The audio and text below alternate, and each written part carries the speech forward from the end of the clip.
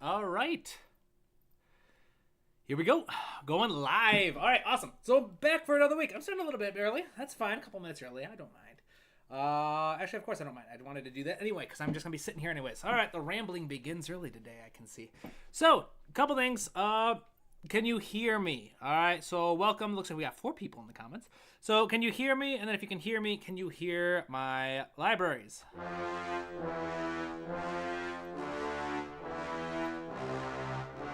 Welcome, Alex. Welcome. Yes, today we're going to do something new. I'm excited.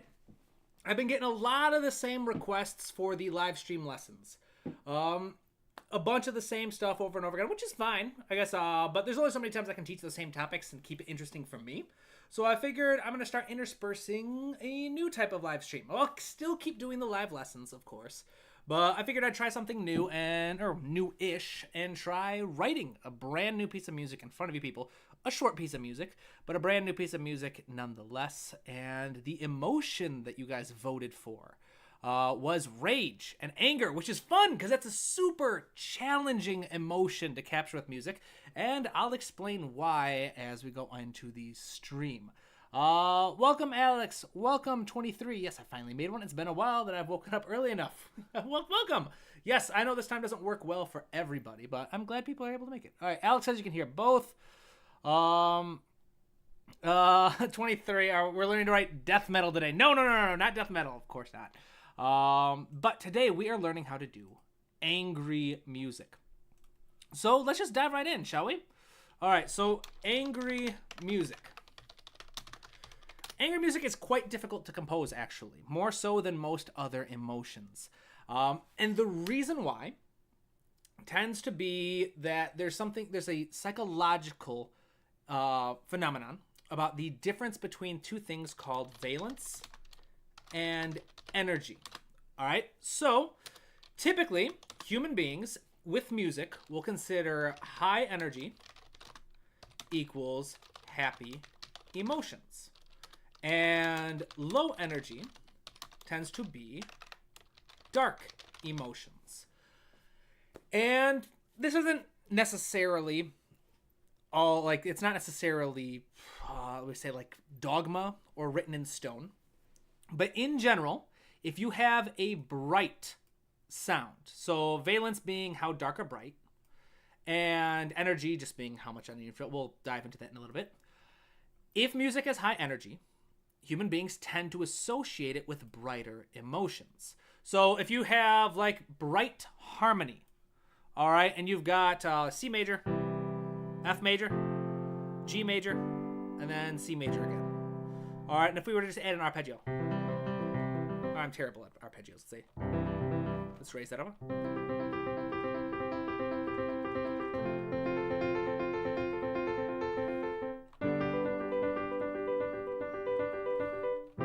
All right, I'm a terrible piano player, but you get the idea. If it's high energy and bright qualities, it tends to sound happy. Then at the same time, if it's low energy and it's darker, it tends to sound a little bit on the sad side. All right, and those aren't the most crystal clear examples, but hopefully they help. What makes angry music so difficult is it crosses the two. It takes a high energy emotion and gives it a dark valence. So the best way to articulate this is if you take a high energy song and it's written all in major key harmony and you play it to a room of 10 people, 9 out of those 10 people are probably going to describe it as being happy music. However, if you take very high energy music that has dark colors and you play it to the same 10 people, those 10 people will all probably walk away with a very different emotion. Some people will call it epic. Some people might call it action, some high action. Other people might call it, some people might call it angry. Other people will call it boss music, villain music. There's all kinds of different associations, but it's less straightforward. And so what you need to create angry music is some just extra context. So we're going to learn how to do things with gestures today, which are musical metaphors. We can do things to kind of help out.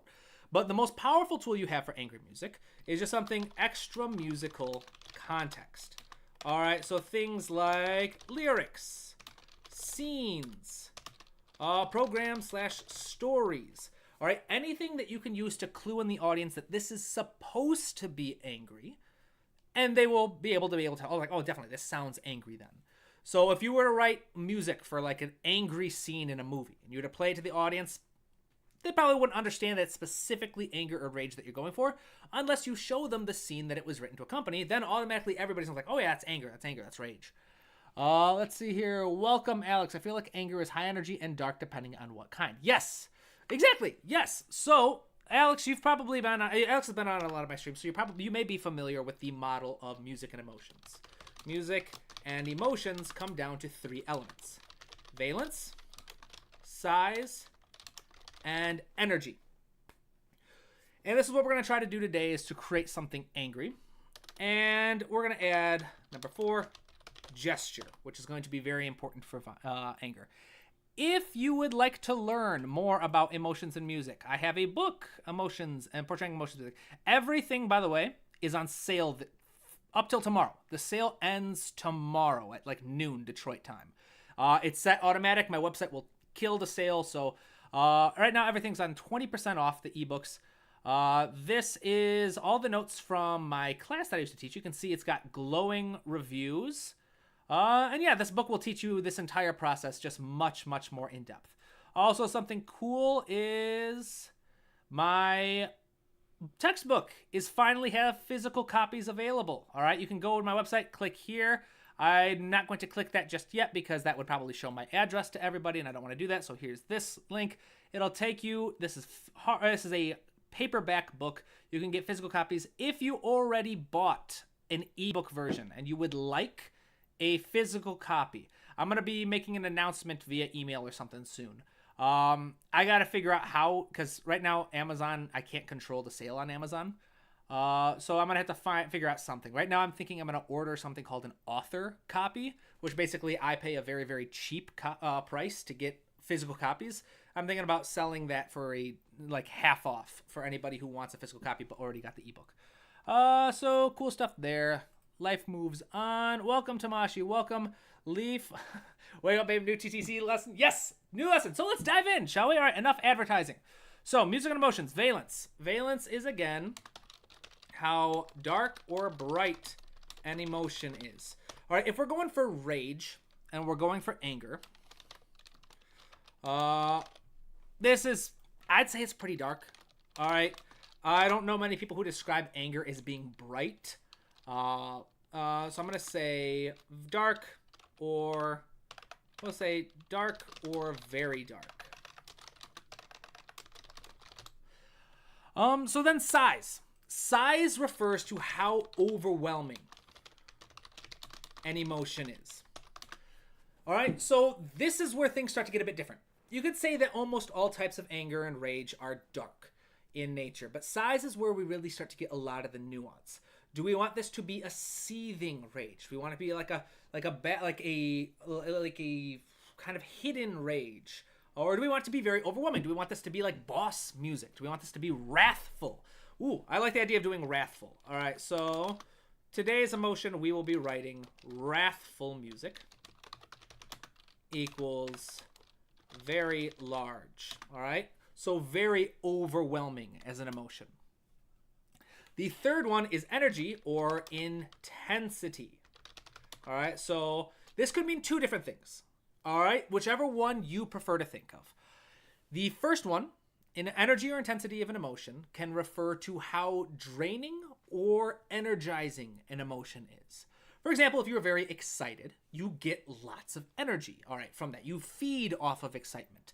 If you are very sad or disappointed, you might get drained of energy. You might just kind of want to mope around and not leave the house all day. What makes another way to think about it is the physical expression of your emotion. Is this an emotion that you really want to physically react to? Again, the idea of excitement, of being able to dance, clap, laugh, let people know from your physical body language that you are happy, that you have more energy because of that happiness. Versus, again, going back to that idea of disappointment, do you just kind of slump over and kind of like make yourself small in a room of crowded people because you don't want to interact with people? So those are 2 different ways you can think of it. How energizing says depleting an emotion is. And if we want wrathful music, the wrath is a very specific type of anger, isn't it? This is a type of anger and rage that demands action. All right, if a character is wrathful, or you think of like the wrath of God or the wrath of the villain or whatever the wrath is involved with, it involves action. So we're going to say wrath equals inherent call to action. So high energy. So after all of this, we have a description of our emotion. All right, our emotion is a very dark emotion. Our emotion is very large and overwhelming. And our emotion is very high energy. So the beautiful thing about this is this also describes our music. If we want to write wrathful music, that music must sound very dark. That music must also sound very large. And that music must also sound very high energy. Now, there are tons of different strategies you can do to achieve each of these descriptions. We'll cover a couple of them today as we brainstorm and find out a way to portray this emotion. But again, if you want to learn a bunch more, very, very specific tools, there's even like I have worksheets that can guide you through everything. Check out my book on emotions. Everything, like I said, all my ebooks are 20% off today. Right now, I don't know. I stopped teaching the class because my schedule got really full. But I'm done with the major project I was on. I just got back from New York a couple weeks ago. I've gotten all the sheet music and everything figured out. So I'm done with my biggest project at the moment. Would people be interested in me hosting another cohort of the class? Price was $250 for a cohort. It was a 6-week program. We met every week to answer any of your questions, do live classes, stuff like that. You got, I think it was like average of 2 to 3 pages of written feedback on every single homework assignment that gets submitted. So it's a lot of effort on my end, having to like grade all the homework, give meaningful feedback, and do the live classes. But if there's interest, I would not be against hosting it again. But if the book is much cheaper, especially now that it's on sale. So check that out. But for now, let's get back to the class, shall we? Ooh, lots of comments. All right. Welcome, Tamashi. Welcome, Jack. Alex, I think there are some good examples of rageful music in the Spider-Verse series. Ooh, yes, very much. No, welcome, no. Hope I didn't miss too much. Nope, not much yet. We discussed emotions of music, and we're going to be diving in a little bit.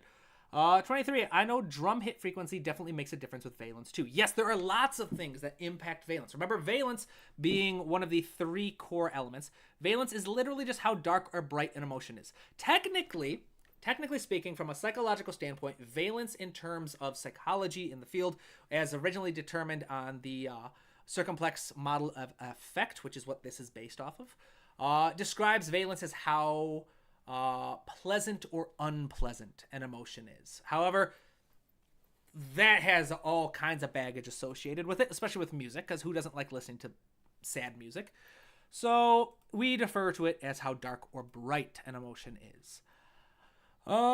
Jack, more cohorts. Possibly. I would not be against doing more cohorts now that my schedule has opened up again, but there would have to be significant interest. All right, no more teaching classes of just 2 or 3 people. I'd want, if I got 5 people who were committed and interested in doing the class, I would host another class. Let's see here. So we have our description of our music. So now we need to go through and find specific strategies. All right, so to create a dark or very dark sound for our music, we have lots of strategies. The most powerful is the harmony. So I'm just going to say minor key harmony. I'm going to put key in quotation marks because I don't know if I'm going to stick on one key. It might be more chromatic, but whatever it is, it's going to be minor in nature. All right. Something else I'm going to work with is, let's make sure everything is uniform. I'm going to do dark instrumentation, especially low brass, question mark. We'll see. Instrumentation and harmony tend to be your most powerful tools for setting valence, but people tend to give way more power to harmony than it really has. Harmony is great.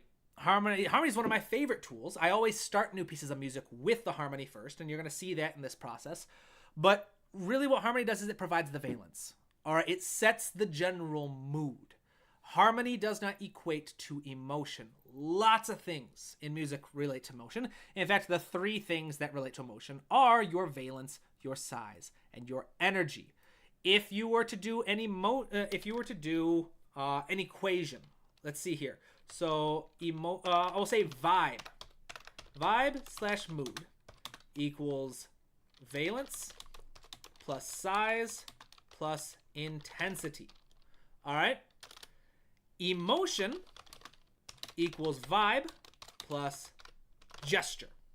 All right. We're going to get into gestures in a moment, but gestures are basically just additional context in your music, additional metaphors. These right here, if you don't want to pay for my book, if you don't want to do my class or any like these are the 2 equations you do not want to forget. These are the basis of all emotion in music. And I can say this because I come from a background in therapy.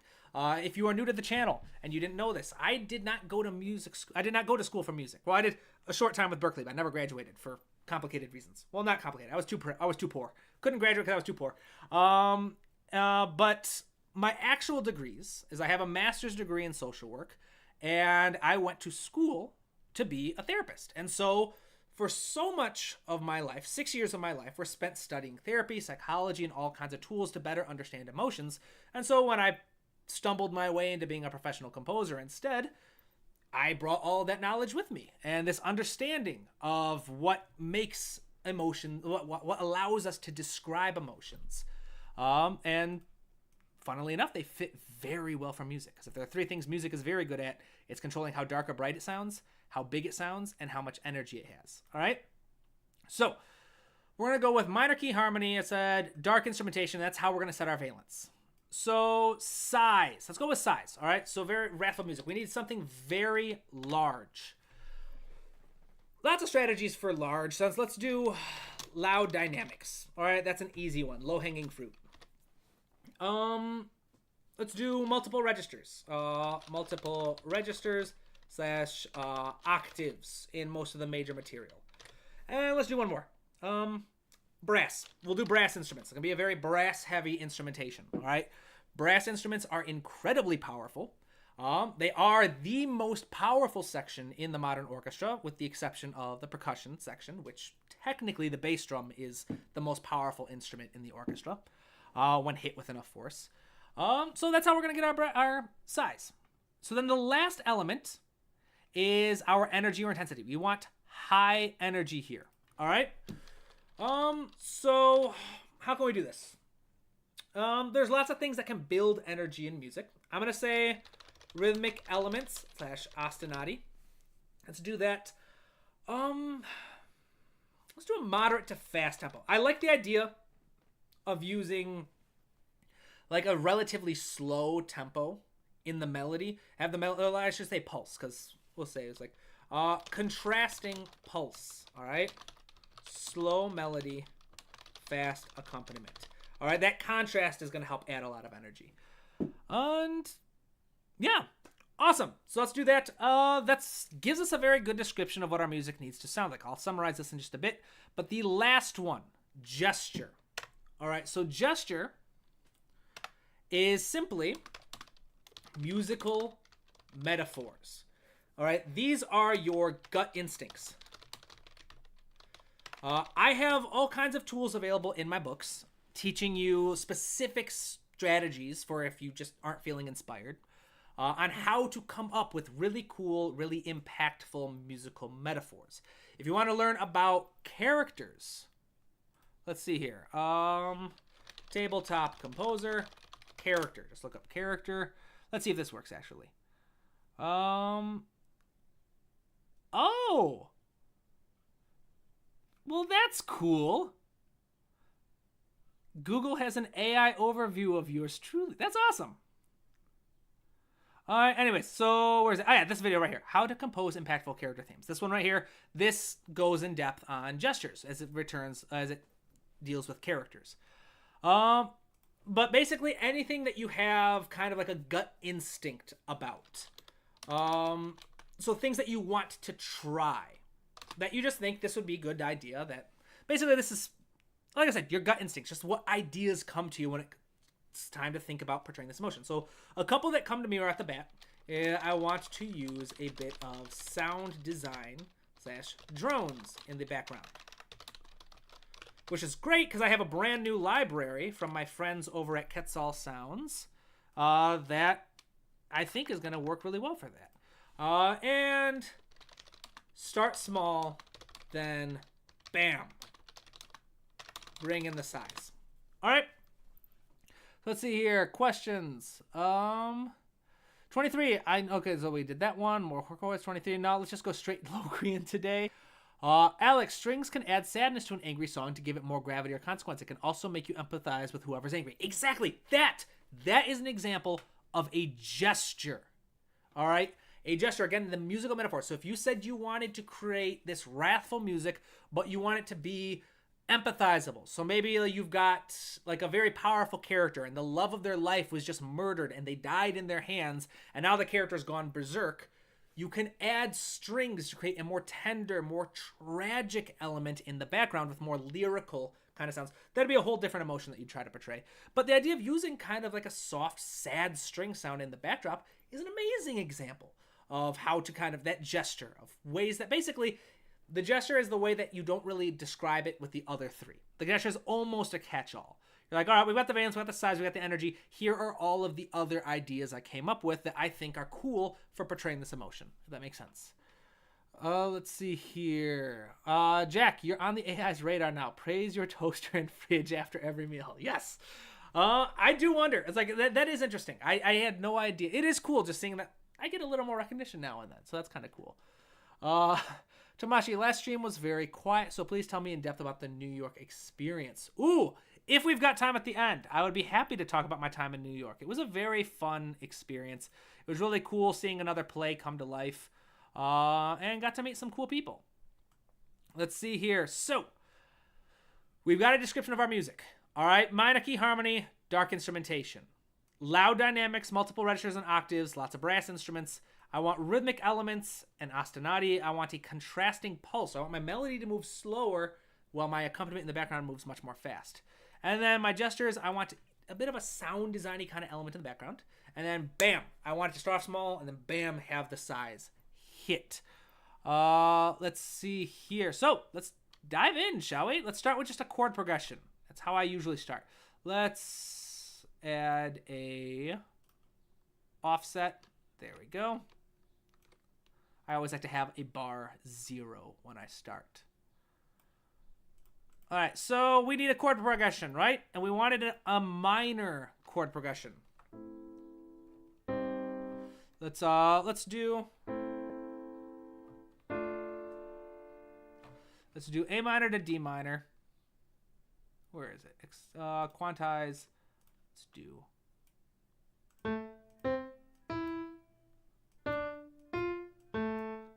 And let's do sentence structure, shall we? Just a quick little strategy. So sentence structure says you pick 2 cool chords, then you're going to come up with 2 new chords. We'll do period structure instead, actually. Actually, you know what? Sentence structure.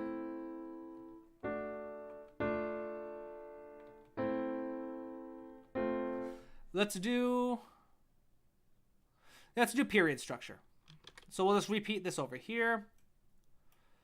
So we need a new idea. We'll do E minor. We'll do G major. So period structure says, come up with a cool idea. Then it says, come up with a brand new 2-bar idea. And then it says, repeat your original idea.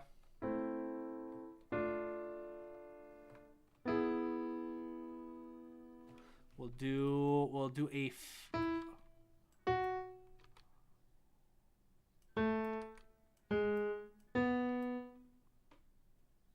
and then how do we want to do this? I don't want to do an actual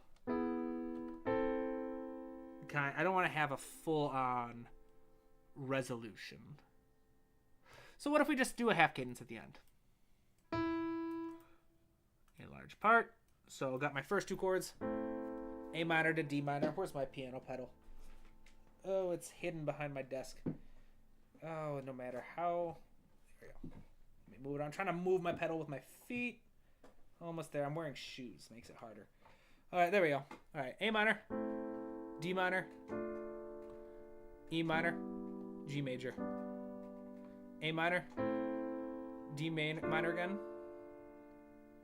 And let's do A. Let's do that. Let's just do E minor to E major.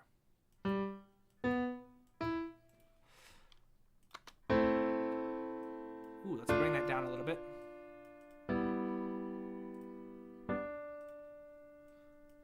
Why is everything cutting out?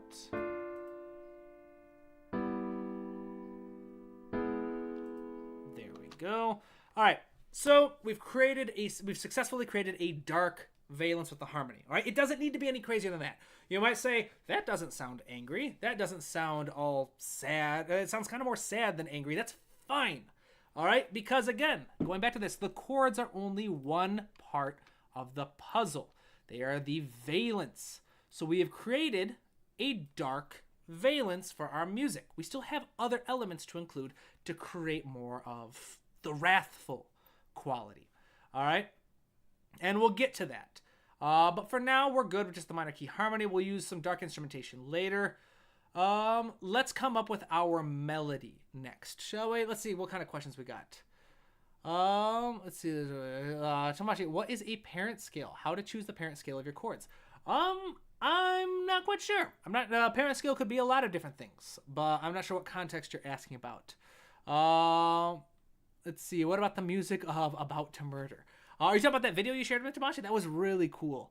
Carl Madison, hi. Well, thank you. Welcome, Carl. Welcome. Do you feel the keyboard lagging sometimes, and how can you fix it? On occasion. It's not too bad usually. It depends on what the issue is. Sometimes it's the sound library has a bit of a delay in it, in which case that requires a specific fix. Sometimes it's the driver is causing issues, and that's a quick fix. Sometimes the first thing I do is if my keyboard's lagging, the first thing I do, I unplug it and plug it back in. That usually fixes it. Let's see here. Vincent. Hello, Stephen. How is it going? I'm doing very well. Welcome, Vincent. Welcome. Thank you for stopping by the stream. Alex, I love how music makes you feel and expect different things. Yes, very much. All right, awesome. 23 is helping Tomashi. Great. So let's create a melody next, shall we? Let's do... And so the melody, all I'm going to do is I'm going to pick 2 chordal tones in each one. We'll do... All right, so I've got...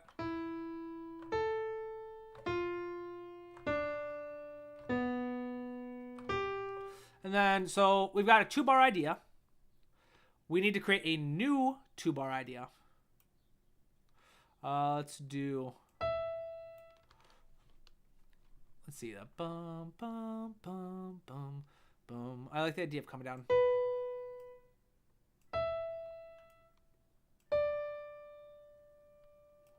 And then so period structure, we have our idea. We came up with a new 2-bar idea. So then we need to repeat our original idea.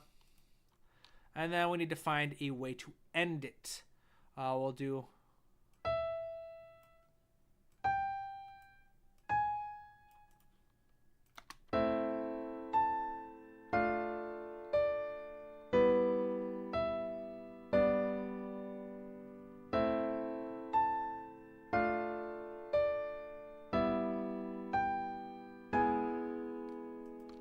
All right, awesome. Again, you might say this doesn't sound very wrathful, but it will. All right, this is the beautiful thing.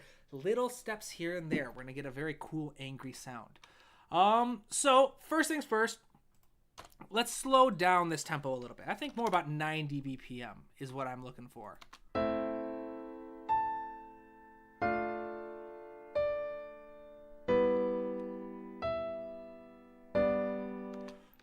Awesome. So I've got that. Now let's add a bit of rhythmic qualities, but not too much.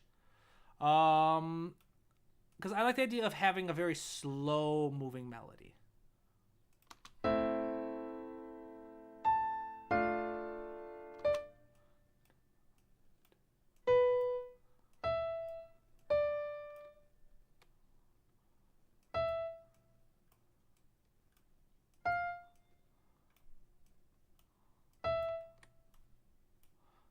We'll bridge the gap here. Let's listen to our melody.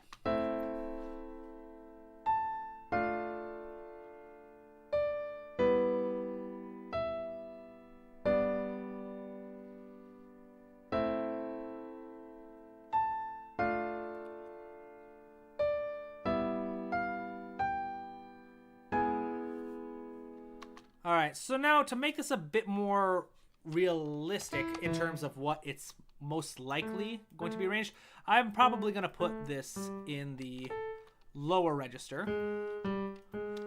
So let's, yeah, basically.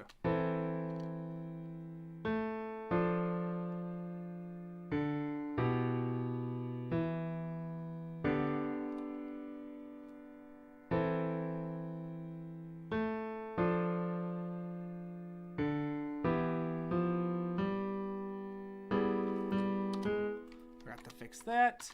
All right, awesome. So we've got a basic, super kind of simple melody. Let's start adding some of those rhythmic elements that we were talking about earlier. So we've got our minor key harmony. We haven't done our instrumentation yet. We'll get there. Haven't done our dynamics yet. We'll get there. Again, haven't gotten here or here yet. So right now, let's add the rhythmic elements or the ostinati. I want to create more of kind of a pounding kind of idea. So let's do 16th notes. Let's mute these chords, shall we? And just simply use them as a reference. So we've got a common tone in A natural. Let's chop this into 16th notes and come up with a simple rhythmic idea. Let's see, we'll do dun, dun, dun, dun, dun, dun, dun. These are supposed to be 16th notes. All right, let's see. So, oh, I know what I'm doing wrong. All right, so there we go. Let's drop the velocity here. Let's drop all the velocity here, actually.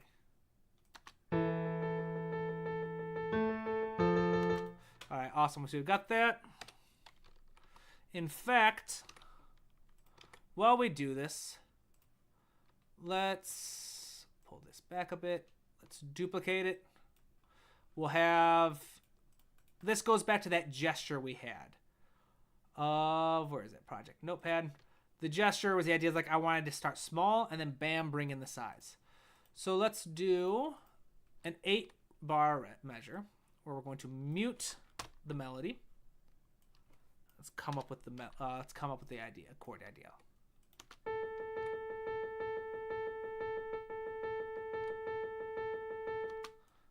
So that's probably going to go into the strings or something. And then we've got, let's do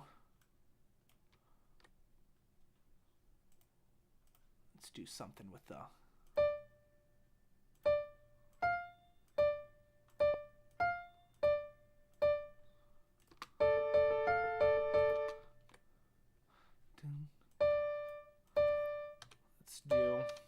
what if I do kind of this?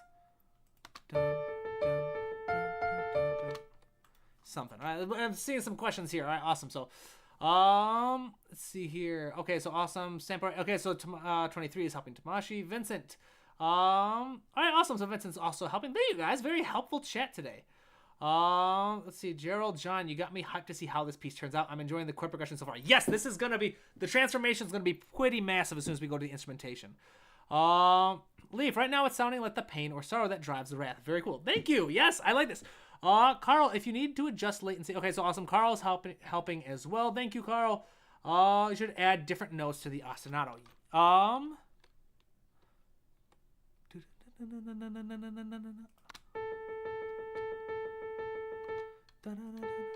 What if we tried to go?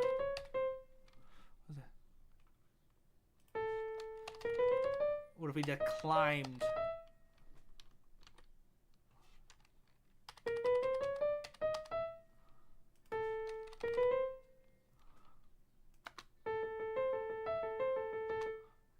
That. We'll keep it simple because an ostinato, so it needs to be a repeating idea.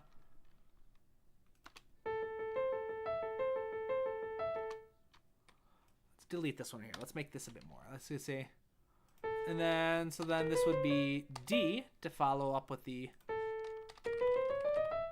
harmony. And then it was, oops, where are we? All right, so it was like dun, dun, dun, dun. And then we would repeat this as D. Nope, don't want to do that. And then we would have this go back up to F.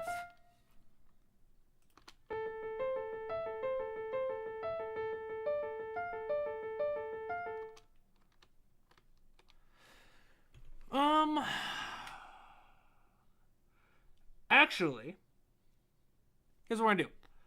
I am going to have this be two separate ostinati.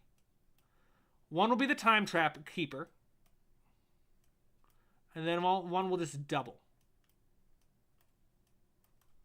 If that makes sense. Actually, let's do 16th notes. Actually, maybe I will, maybe I won't. Let's see how it feels. So then this one needs to increase the velocity on these notes.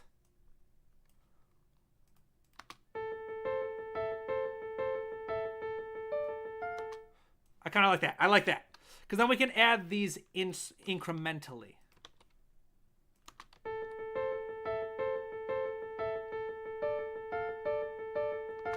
And let's do... There we go. There we go. All right, so yeah, let's repeat this. So then after the A, let's go down to B. Up to B, I should mean, with our timekeepers. Let's copy and paste this shape. So B, we would do, this would go up to E. This would come down to F sharp.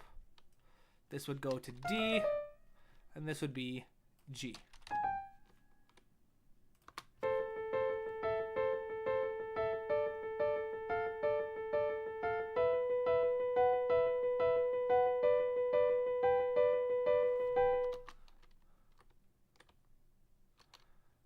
Something's wrong. This is, where did this F sharp come from? So we did A minor, then we did D minor, right? And then it was it G major, E minor? That was right. This was supposed to be a G, isn't it? So we'll get this up to G again.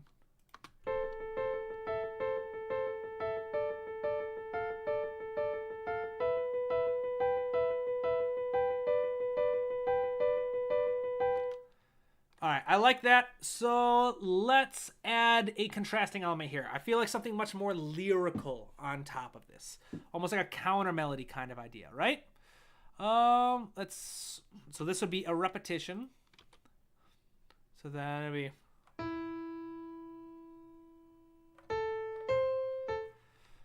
let's do E.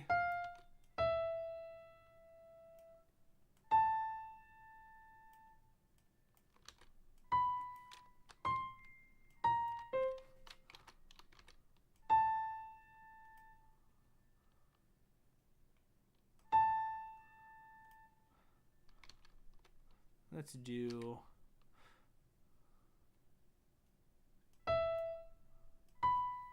let's see how this sounds.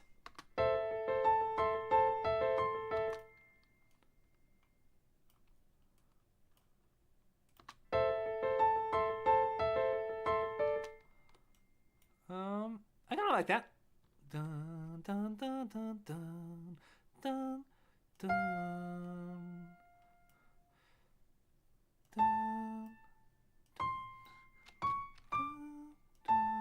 We'll repeat that basic idea.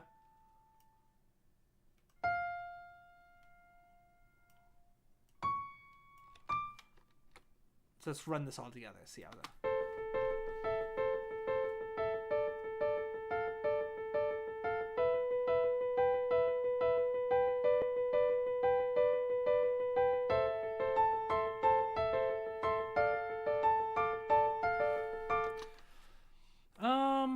I feel like this is supposed to be longer. Let's bring these over.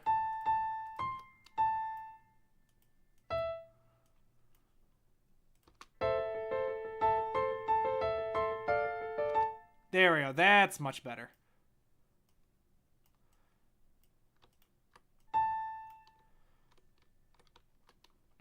Let's see here. Dun, dun, dun, dun, dun. This sounds like something from Dragon Ball Z. Gohan's Rage or something? Something like that. It's from a video game.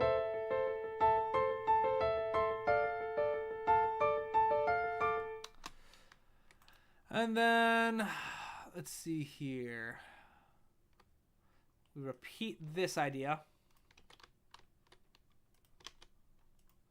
And then we're good there. Then we bring this up to match. Let's copy and paste this. This is going to come up to G.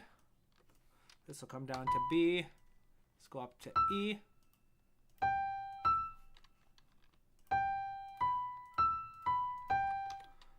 We'll paste this. G will come up. All right, so we're here. Let's see here. Okay, where am I? I'm getting lost because I'm focusing on the music. I'm missing the guys' text messages. Let's see here. Wow, we got a lot of comments coming in. All right, where was I? Okay, so Vincent was helping. We had a cool idea from Leaf.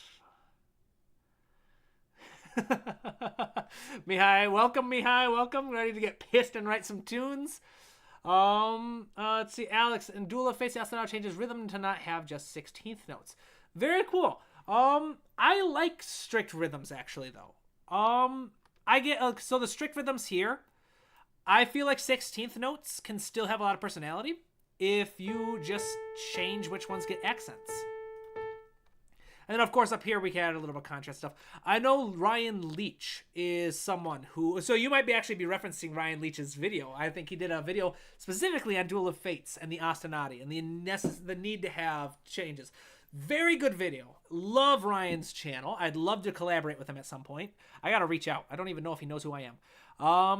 But I would love to do a collaboration with him. So if you guys want to see a collaboration, you're fans of Ryan, go over to his channel and tell him he needs to collaborate with me. Although he's on sabbatical tomorrow. He's taking a break. Good for him.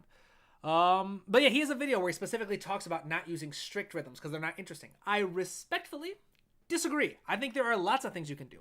I think it's a very good idea to avoid strict rhythms unless you have a specific idea. I just personally do enjoy working with strict rhythms and changing the velocity to get a bit more personality. Well, yes, it's turning into a Dungeon Boss theme, definitely. Alright, where the show brought my first MIDI keyboard. Okay, awesome. So guys are helping with Tamashi, thank you. It's getting rageful through some dubstep sound effects, and this song will be all the rage. Thank you, 23. Let me see any questions. That last G in the ostinato can come down a half step or whole step. I think to sound more final too. Which one are you talking about, Jack? Because I like that idea. The idea of adding a little bit of chromaticism. Are you talking about these last two down here?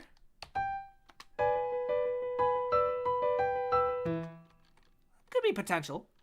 Let's see here. But let's see. So, let's see. Where was I, Jack? Man, you guys are much more active than last week. Thank you. I love active streams. You guys give me energy when you guys are throwing comments, and the energy helps me just put it into a good stream. This is fun for me. Okay, awesome. So no, for some reason I get murder mystery vibes from it. So no says for some reason I get murder mystery vibes from it. Very common because murder mysteries very frequently use ostinati and arpeggios and solo piano. So this technically could very well go in murder mystery kind of direction.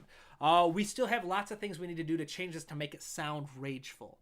23, who stopped recording? Okay, so let's see, Tamashi. So awesome, you guys are still happing. Carl Magnuson, tabletop composer. I might go for the Wolf's interval dissonant suspension and closely related tones by semitones in order to create a so-called dark mood. There are so many ways to do it. Yes, there are way more ways to create a lot of dissonance and crunch in this. Which, again, your boy never misses a chance to advertise. I go in depth in this book, which is on sale, 20% off. You learn all about strategies for using dissonance effectively. At the moment, though, I'm just feeling pretty good with what I got so far. So this is on sale. Also, don't forget all of my ebooks are on sale. 20% off tomorrow. The sale ends tomorrow, noon Detroit time. Also, musical storyteller. My textbook, 400 pages, step-by-step guide on how to compose. I designed this book, and I have received wonderful reviews on this book. What happened to all the reviews? I had reviews on this. I had like 5-star reviews. What the heck? Let's see here. Oh no, what happened to my reviews?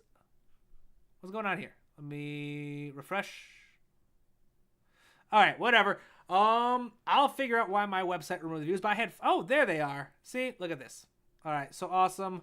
There they are. All right, so 5-star reviews. So great book, 400 pages. I designed this book with my own personal approach to teaching music theory to take you basically from chapter 1, where you know nothing about composing and you just want to learn how to do it, all the way to chapter 35, where you are polishing your professional level arrangements and mixes. All right, and for the first time, physical copies are finally available on Amazon. All right, so if you already bought the ebook copy and you want the physical copy, you can just buy it here, but I am going to be doing something. I'm going to try to come up with a way to give you guys a discount. I'm going to figure out how to do that. To be like half off for people who want a physical copy but already did it. So awesome. That's the cool stuff. So if you want to learn a lot more about dissonance, what's that? Excuse me. Thank you. If you want to learn more about dissonant harmony, those are both great resources for it. Alex, your ostinato is a lot longer before it repeats, so it works well with strict rhythm. Yes. End of bar 4 is what Jack was saying. Bar 4. So you're saying end of bar 4. So you're saying raise it. Let's try that.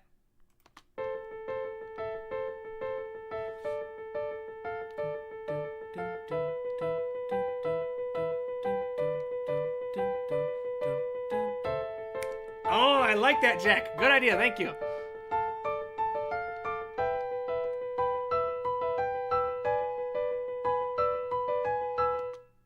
All right, awesome. So then we're going to basically repeat this entire thing. Minus, okay, let's get rid of these chords. Let's raise these chords another octave so they just stay out of the way. Let's raise this another octave. So let's take this. Let's copy and paste the whole thing. Make sure it all quantizes. Why does it always do this? I want it to go by grid. There we go. All right. Then we will take this idea. We will repeat this idea. And then it was, so then E, then we have D minor. So let's do that.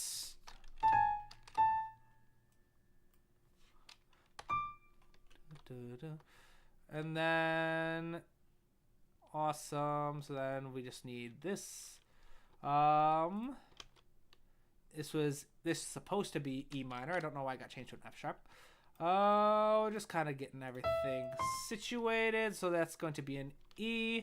Got B underneath it. So what was the next one after B? Yeah, so G or E works. Let's do. No, let's raise this. Because there's supposed to be an E. There we go. We got G. Let's get this E up to G as well. Bring the C down to B. D sharp down to D. And then this is supposed to be E. There we go. That's it. So let's do this. And we'll see real quick. Check. Yep. I'm checking. Right now what I'm doing is I'm checking to see if my melody is going to clash with any of my ostinati. So basically what I'm looking for is I'm looking for where my notes in my melody start. So this starts on beat 1. Does this form a crunchy interval with anything else that starts on this beat? Fortunately, they're all chordal tones, so no. A, again, nothing there. F, we're good. D, we're good again. B, yep, we're fine. E, we're good. Doesn't cause any trouble. D, doesn't start any issues. E and A, we got no issues, no issues, no issues, no issues. F, ooh. This could potentially cause some issues because of the F and the B forming a tritone. However, given the nature of this music, I don't mind a little bit of crunch, and because of how repetitive the B is, it's going to very quickly fall into the background. I don't think it's going to be a problem. If it is a problem, we can go back and fix it, but I'm going to ignore it for now and just hope it doesn't cause any problems. So let's, just to give a bit more weight, let's copy and paste this down an octave. All right? Let's listen to it.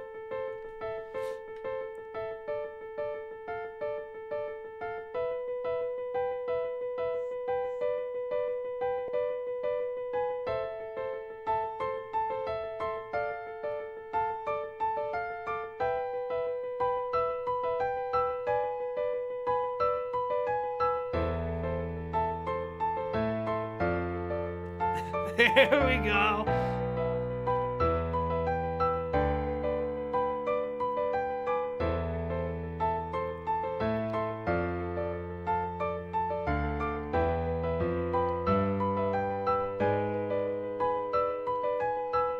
Ooh, this is gonna be awesome when it gets arranged. Couple issues. Where was it? It was over here somewhere. So I think it was the end of the fourth measure.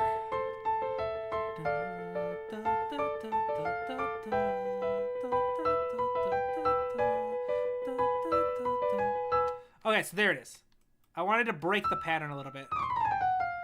Let's walk it down. There we go. I do like that. I like the walk down a bit more. So let's go to the end over here. And then... there we go. All right, so let's see how this sounds. Then I think we're ready to start arranging. Let me see what the comments are saying. Thank you, Carl, for the Gesundheit.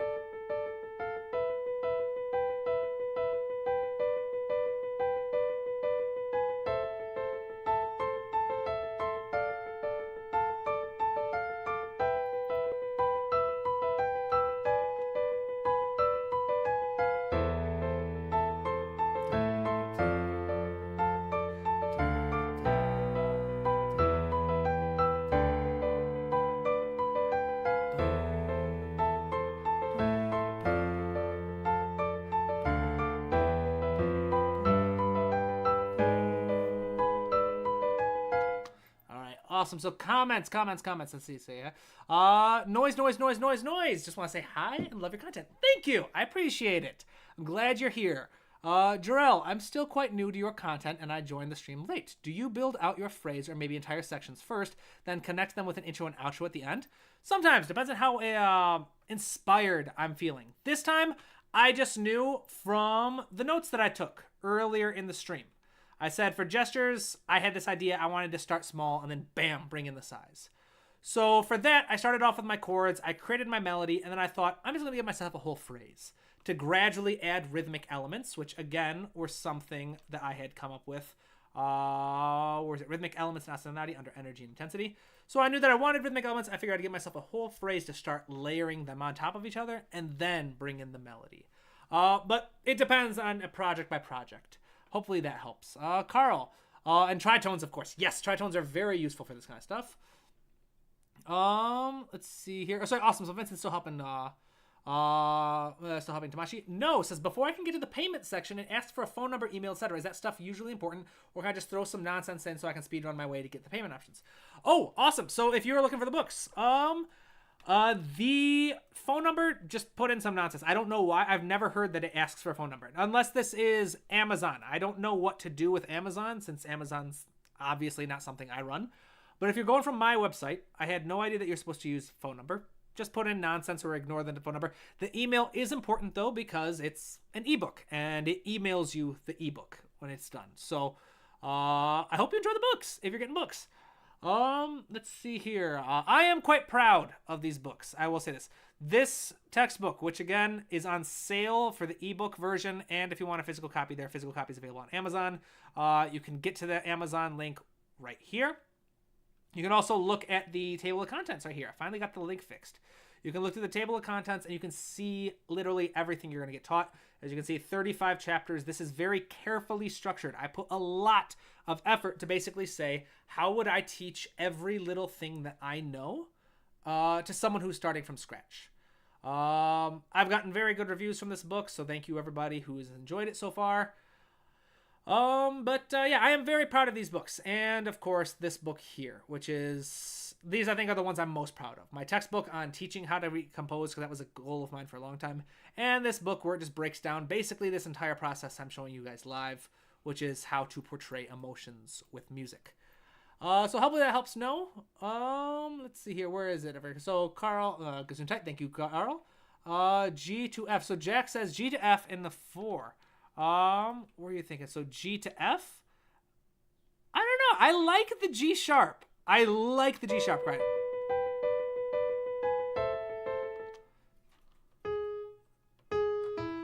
Because the G sharp hints at a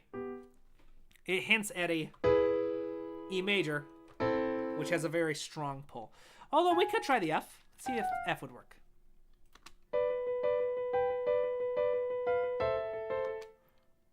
Oh, I like that too. What do I do here? You know what? I'm going to stick with the G sharp. Only because I already added the F over here. I swapped to an F down there. I like that. Uh-oh. Is it buffering? It says it's got excellent connection. Is it buffering? I hope it's not buffering. My streams always seem to buffer for some reason. Let's see here, Carl. So my precious Friday evening together with you all. It's cozy and instructional at the same time. Thank you, Carl. I'm glad you're here with us. Jarrell, I got your musical storyteller book yesterday. I really want to get the physical version. I was pleasantly surprised by how much resonated with the intro. I'm beginning chapter 2 later today. Wonderful. Thank you, Jarrell. I'm really glad that you're enjoying the book so far. Like I said, if you've been on the channel for a while, you guys know that I have a chip on my shoulder about music education. It's ridiculous. How expensive it is. I myself am technically uneducated because I was too broke. I'm too poor to afford a musical education. But I've been able to make a career out of it, and I like to think that maybe, just maybe, I'm a pretty good teacher too. So if you like the book, so thank you, Drill. If you like it, I would appreciate a review. All the good reviews I can get are very helpful. Leave those last couple of bass notes are giving a near feel. I'm not sure what that is. N-I-E-R, capital R feel. But awesome. I'm glad. Let's see here. Assuming that's a good thing. Tamashi. Okay, awesome. Tamashi's getting help. Awesome. Don't, wait, you don't run Amazon. Nope. No, I do not. Nice. Thanks. So awesome. Grabbing the musical storyteller one first. I'll grab the MIDI arrangements and the emotion ones once I feel I know what I'm actually doing. Awesome. I'm glad. Thank you. I hope you enjoy the book. No, don't change it back. Okay, awesome. Stream quiet. It's not buffering. All right. So it was a false alarm on my end. Mia, I'm glad to get all of your books. They seem great. Thank you. They are. All right. Okay. For the sake of, you know what? No time for fake modesty. I genuinely think of all the videos of everything I've done, these books are the best thing I have ever created. All right. In particular, these two right here. This is nice and this is nice. They're little helpful tools, but these two right here, I think are the greatest resources I have ever created. All right. And I am very proud of the effort that I put into it. This one in particular, 400-page book. I cranked this sucker out over 2 weeks. This was a perfect example of ADHD hyperfixation. All right. So I painstakingly crafted, so I guess it took longer than 2 weeks, but it took a long time painstakingly creating a list of everything I wanted to teach. And then I broke down every little step of how I would teach it. Basically the same way I do videos. I created a very specific vision and an outline. The outline itself was like 100 pages long. And then I visited my sister for 2 weeks, and I kind of helped her around her house as she was getting ready for springtime. And I just ADHD fueled hyperfixation, just cranked out like 12-hour days, just cranking out writing and writing and writing. The cool thing is it has been professionally edited, and it has been professionally formatted. I was with a big name publishing company, but it was taking so long. They had it for 2 years. 2 years. And I said, fine, all right. And when I asked, I was like, hey, you've had this for 2 years. I want to get the physical copies out. And they said, well, it's probably not going to be another 6 months at least. I was like, all right, I'm done. I'm sorry. Thank you for your help. But I was getting ghosted. They weren't responding very quick. I was very obviously not a high priority for them. And the last email I had actually had a bit of a passive-aggressive jab from my editor saying, well, I just don't know if there is enough interest in a book like this to warrant a speedy like delivery. So after that, I was like, all right, you're being passive aggressive. I don't like that. And so Amazon, actually, of all places, reached out and said, hey, we'll put a physical copy together for you. And so that's how this came to be. All right, awesome. So that's neurodivergent tangent time done. Let's see here. Other questions. All right. Near music is hype, says Vincent. Thank you. Awesome. Sweet. I'm glad you guys think this is hype. So let's start arranging this, shall we? So first off, well, first let's do the rhythmic string parts. All right. We'll add these. We'll take care of these first. We'll put these in mid string, so like feelers.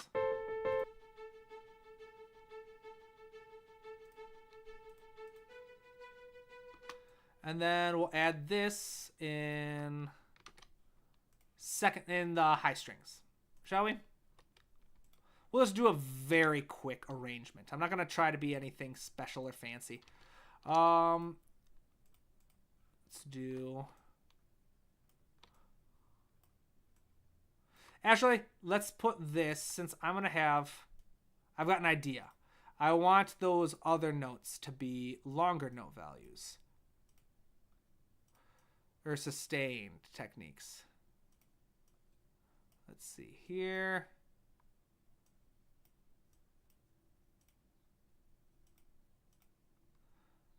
Painstaking process of copying and pasting.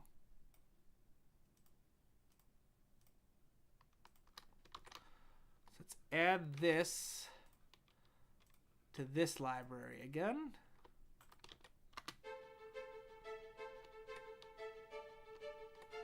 Let's increase the velocity a little bit.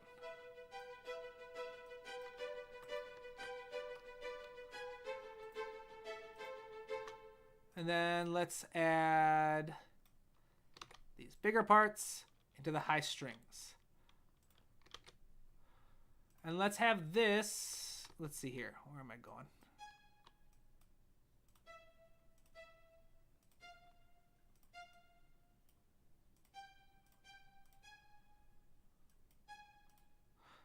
I feel like this is out, I guess is off on the wrong beat. So let's get rid of all these tiny pieces, these little ostinato chunks that aren't supposed to be here.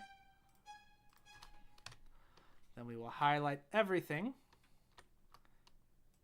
and move it over. Then let's make sure that this is sustained.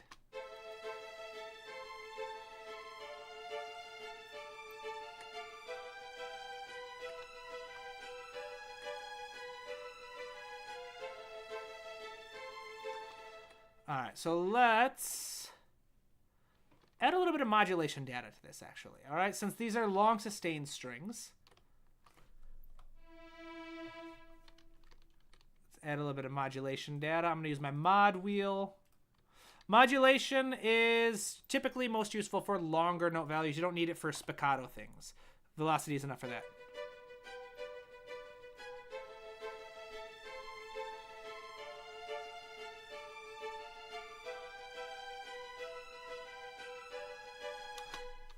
All right, so yeah, it's working. Let's see here. My bad, people. All right, let's stay with me. Let's see here.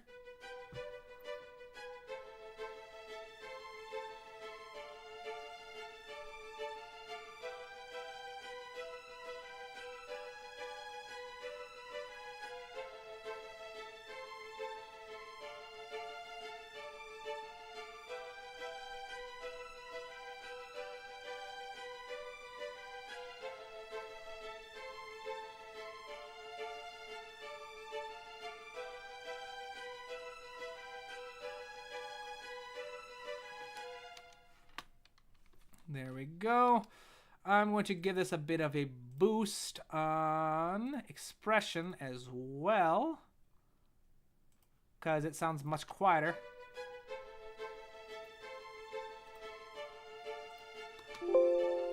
All right, first, let's make sure everything is... Here we go. So, main volume. Let's just set this to 115. We're going to set this for all of the tracks. Let's get this out here. Let's change this to main volume. And then we don't need modulation data for this one, because it's all short value, so they're all velocity. Let's set this one to about 95. What did I have the expression set for this? Let's do 115 for this.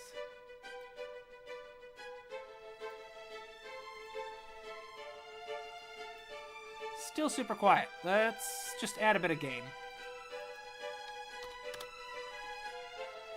There we go.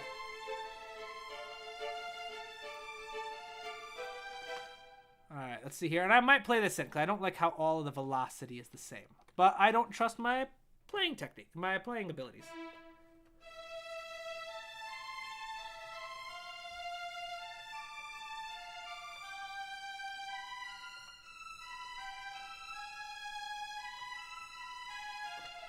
You know what? I could probably do that.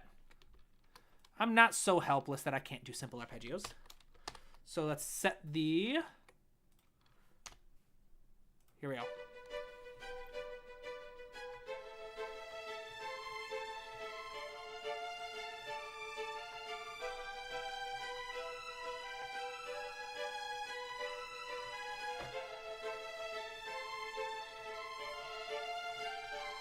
Ah, I was doing so well. I was so proud of myself. I was getting ready to brag about how much better I had gotten at piano. Let's see here. I got enough, though. There was just one. Let's raise that up a bit. Where was it? So this is good enough. We'll make the necessary changes with the copy and paste. E A C A E C F A D da da da da da da da da da da.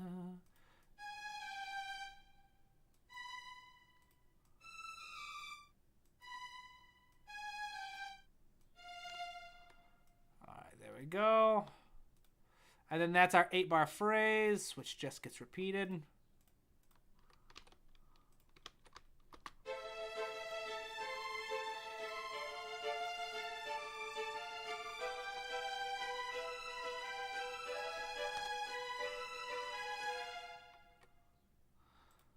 All right, so then we got that.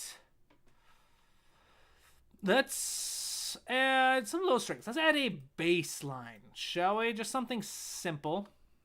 Nothing too crazy. All right, I'm getting behind in the comments. Let's see here. Jack, by moving to F to the Asinine leads into the melody by step, which makes the counterpoint brain happy. Yes! I like the G sharp, though. I do. I'm going to write a review for you. It's the least I can do with all the value reviews. Thank you, Joe. I really appreciate it. Yes, anyone who wants to write reviews for my website, please do so. You can send them to me on Instagram, even if you'd like. If you can send them as email, Instagram messages, on Discord. There is a Discord channel. Let me know. Everything helps. New Year's Game Series with excellent music. New Year's music is hype. Jack, having your book be published poorly is worse than never being published. I agree. Alex says, this is weird. I just got an ad even though this is live. I'm sorry. I don't know why that would happen. YouTube is frustrating. Let's see. Carl sounds more optimistic than angry. Not enough of the dark side. We'll see. You'll see. We'll wait until we get, you know what? Tell you what, let's add the brass next. Yes, the brass will fix it. Yes. So yes, automation is very, very important. It feels like it's leading to anger, but not quite. I think the very last note before it repeats. There we go. I've watched a few of yours. Thank you very much. So, awesome. Thank you, RJ. I'm glad that you are finding them helpful. So, shall we add the low brass? All right. I'm going to play this one in, actually.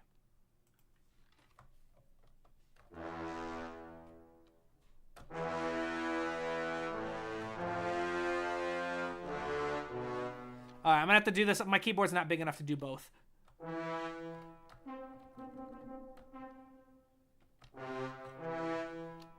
So what we're gonna do, do I have the right one hit? Why are there two?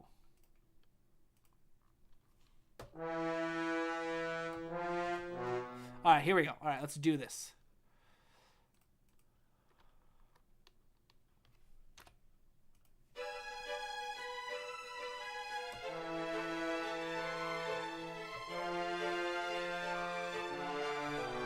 One second.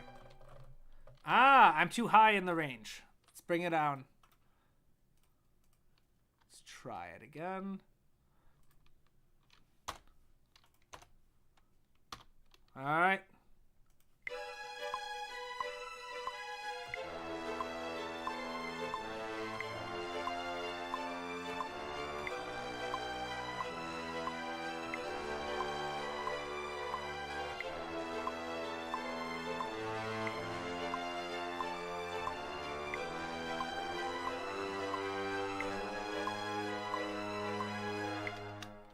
All right, let's drop this an octave.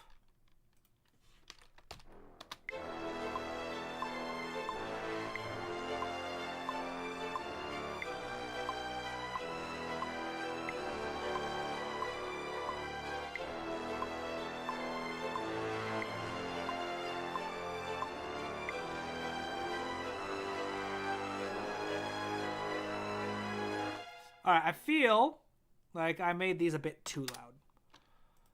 Let's try from the beginning. See, it's missing something.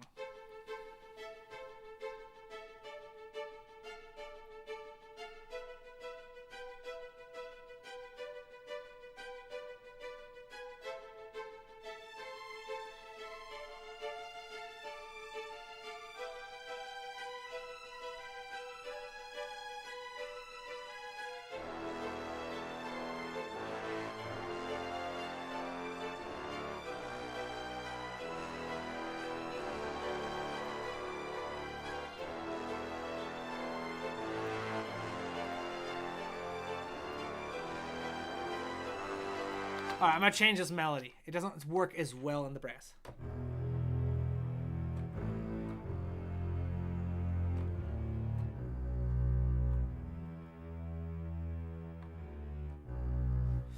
It's this D. This D doesn't work for me. Let's see. So what chord is this? This is G major. So let's bring this down to a B. All right, so that's too low. So let's get rid of this lower voice.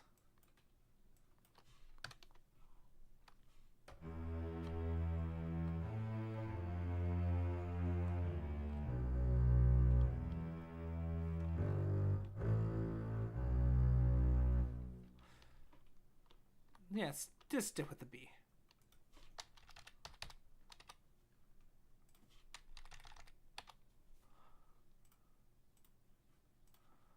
Where is it? Let's go to brass, not strings.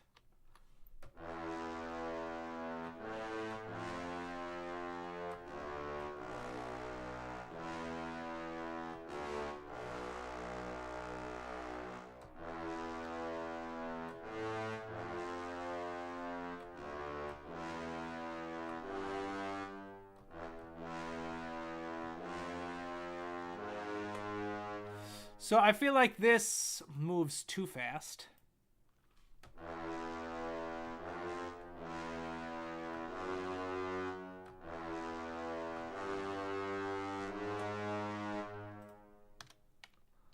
Let's try this again, shall we?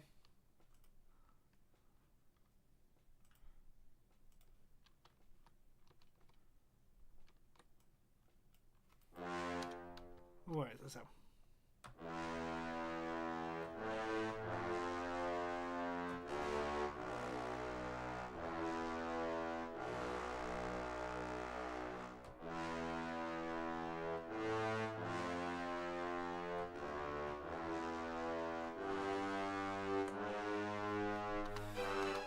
Let's see. I don't like how this B gets repeated twice either. So what is the chord leading up to this? This is an E minor. So let's swap this B out for something else from E minor. Where is it?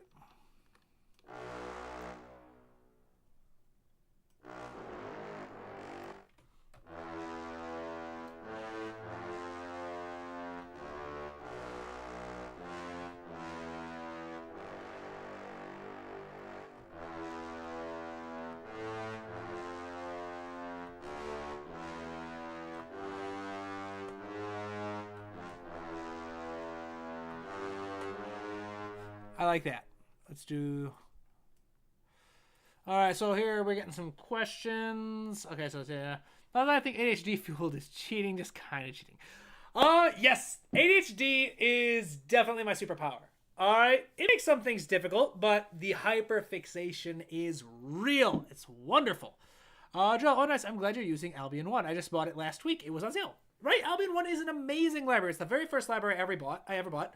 I don't use it very often anymore, but when I need to use it for like tutorials, I love it. It's such an easy to use sound library that sounds great out of the box.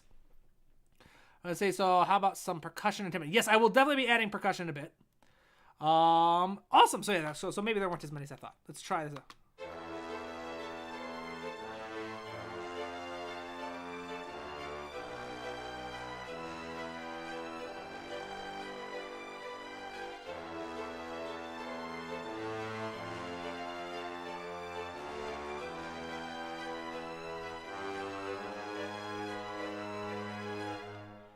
What if I made it simpler?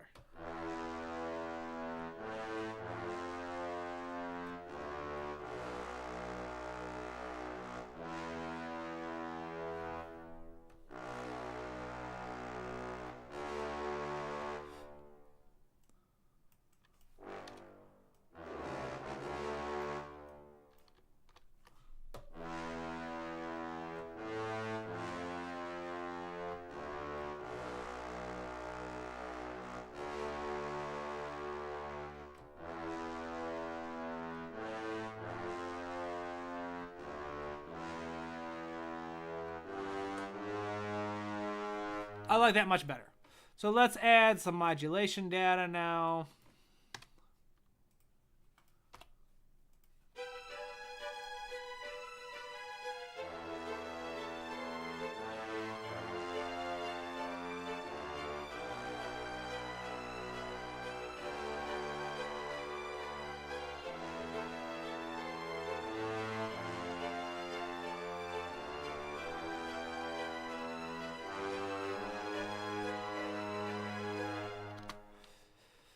Let's add a bit more size to this by bringing it into the mid brass as well, but up an octave.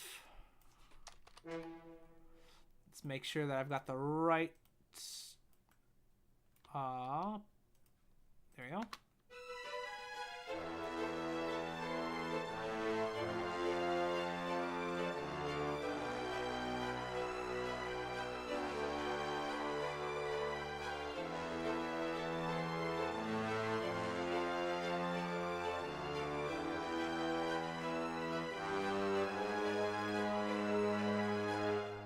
And then one more. Let's add it into the low strings.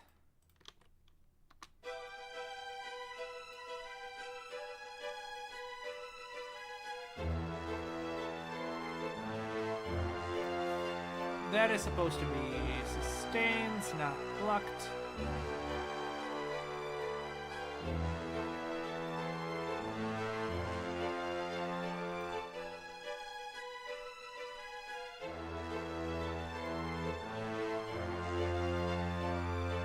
Try the octaves.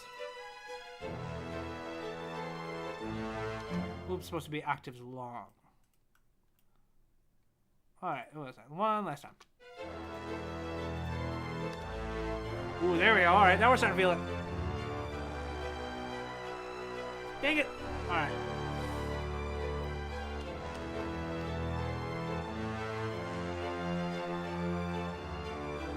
It's too low. You know, what if we did... What was just regular long? instead of octaves. How does that feel?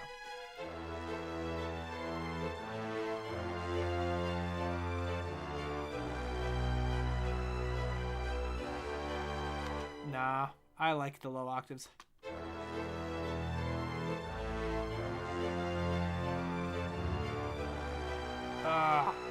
Why is the B too low? If only. You know what? Let's see if we can go into Contact and actually do this ourselves.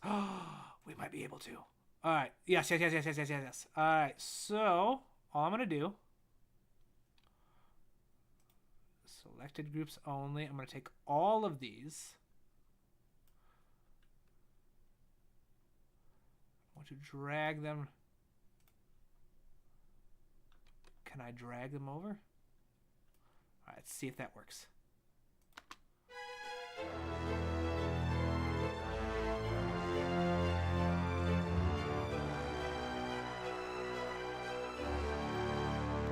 All right. Let's see here. So that didn't work. Let's duplicate this. Because I want to see if I can get that low string. I love that low string sound down there. Let's see. Let me see. Any questions about here? We will do percussion in a bit. Taiko Drum Army. Also some tremolo to accent and give some tension. True. Very true. Navigating Albion 1, but I need to do more research on it. Yeah, Albion 1 is a great library. I'd say the one downside to it is an ensemble patch library. So you get things like strings instead of first violin, second violin, violas, cello, basses. Or high woodwinds instead of the individual woodwind instruments. So personally, I like to have all of my individual instruments, which is why I typically go towards Spitfire's studio orchestra. But it's a beautiful sound. It really is. My computer seems to have frozen. My computer is struggling. Let's kind of sit and hope it doesn't crash. If it crashes, because I haven't saved it, we might just call it. There we go. All right, so now, here's what we're going to do. I'm going to get rid of this. We're going to load individual patches, strings, low octaves, long. Here we go. We're going to go in here, mapping editor. We're going to select groups only. Take these. All we're going to do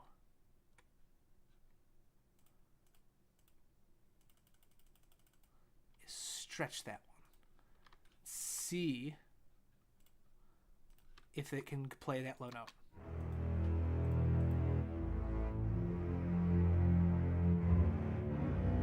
Yes! There we go. All right, awesome. All right, so now it is no longer out of range. So let's get rid of that. So let's just listen to low brass. What was it? Mid brass, low brass, and low strings on the melody.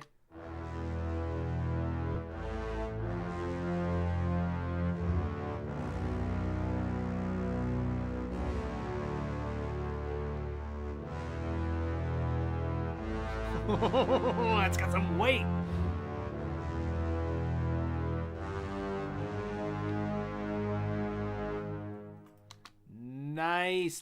Nice. All right.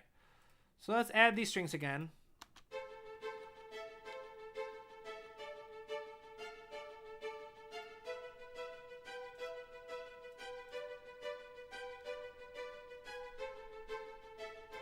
Let's add a bit more.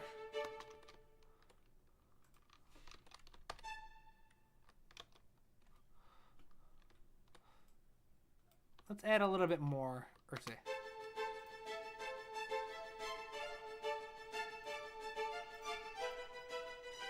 This is supposed to be... Okay, stop mute. Don't need to be solo.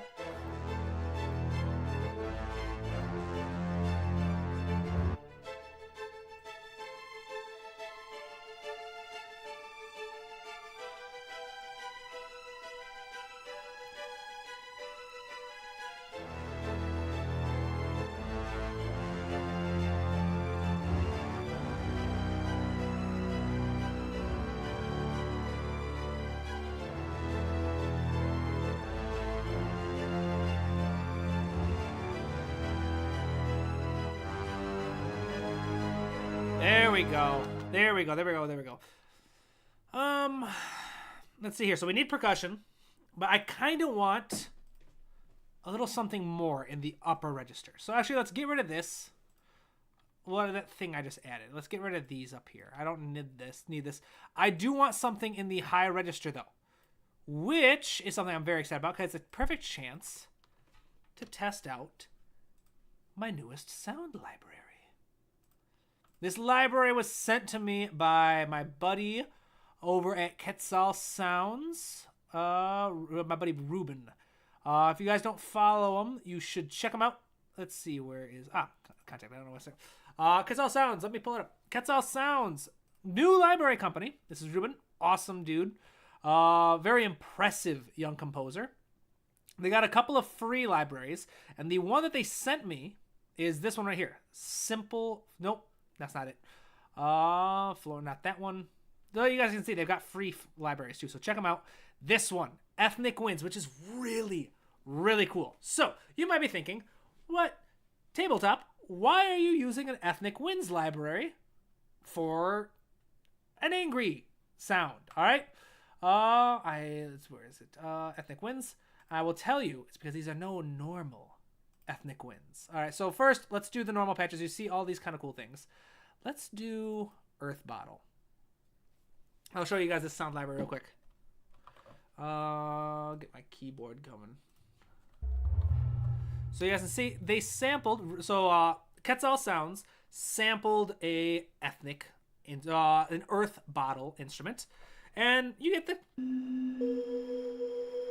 kind of typical sound, but it's a lot more sound designy. It's not an actual like acoustic sound library. It's not meant, at least in my opinion, it's not meant to mimic the actual sound of the instrument.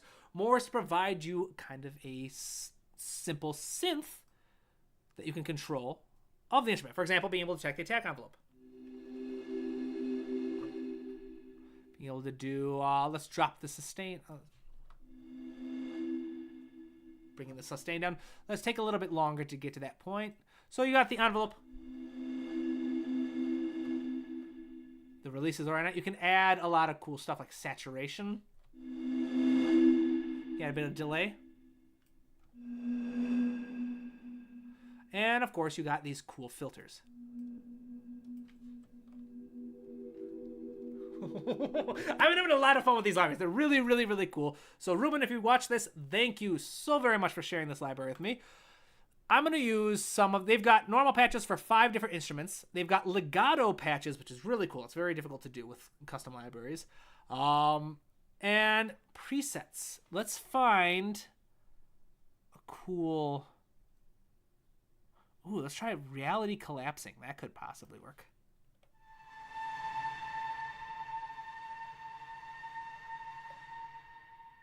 Oh, yeah, I like that. I like that quite a bit. Let's try mimicking. Just... I can change it later, but let's just see what happens if I just mimic this part right here.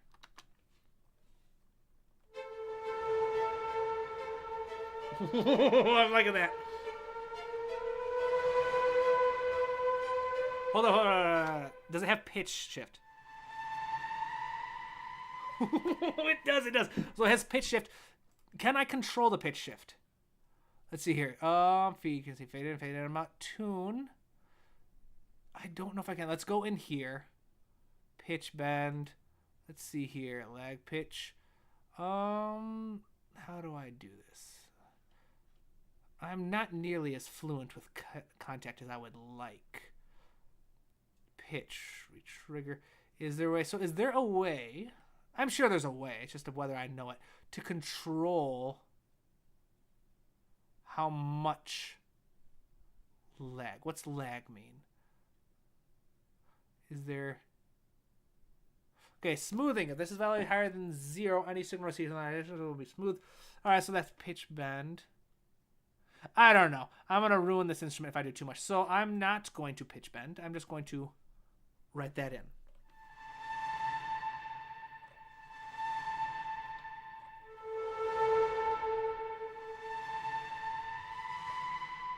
There we go. Let's just record this in, shall we? All right, awesome comments. Let's see. Carl Madison, tabletop. Is this legal register-wise? Probably not. I think you're probably referring to when I extended the library. Probably not. But the cool thing is I don't ever intend to have this played live. And so I don't have to worry about what's possible on the instruments unless I do want to have it performed. Then I'd probably change it. But at that point, it'd be easier to get, if I have actual performers, it'd be way easier to get them to have the weight that I want. Let's see here. That the weight is that is crazy. 23, you should end this stream by challenging us to write our own rageful songs, posting them on YouTube and tagging yours. Ooh, I really like that idea, 23. All right, awesome. We are going to do that. Oh, I want that. Yes, I have at least snagged those free ones. Yes, these libraries are really cool. Okay, so right now you have a really solid 16-bar loop. I usually get stuck at this point. If you want it to be 2 to 3 minutes long, would you just use the structure to continue, like A, B, C, E, A, or something else? Pretty much, structure is your best friend for creating something long. If you want to learn more about structure, no, this is not another ad for the book, although buy my book.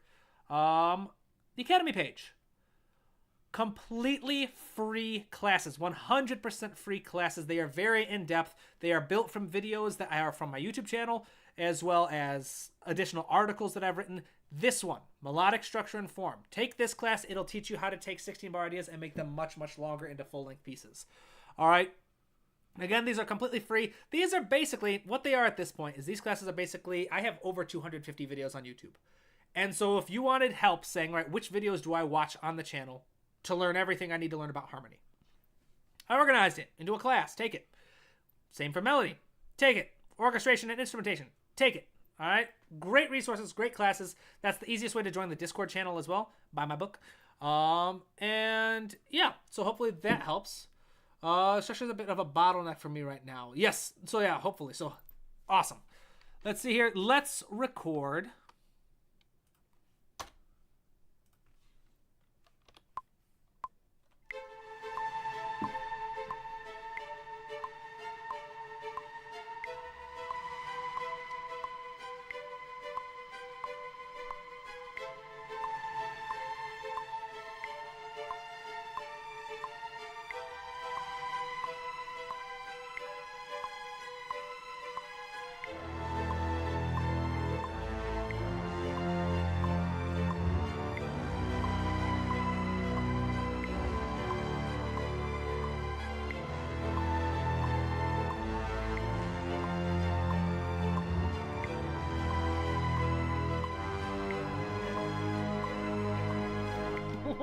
I love that. I love that so much.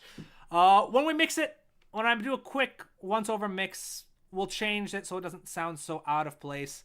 But for now, I like that quite a bit.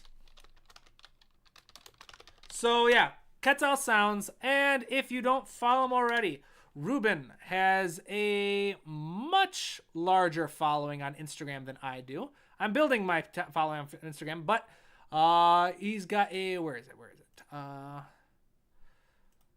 Really cool guy. Really cool resource. He's got another website called the Composing. What is it? The Composer's Kit something. He's got a really cool website. I'm blanking on the name. It's in one of these things. One of his posts, which are really cool posts. Basically is the Composer's Guide, I think is what it's called. Really cool website that basically helps people get started as composers. Give him a follow. He is growing like crazy. So give him a follow. Really cool guy. Check out Quetzal Sounds. Really cool libraries. That's what we're working with here. So let's for now drop this a couple decibels. Just make it a bit more subtle. We'll mix it. We'll mix this before it's done. Let's do some percussion next. So let's see here. I got my percussion here. No, maybe high sticks. High sticks. C5. Let's do C5. And then where was it? It was, we'll take this one. This was the pattern that we had.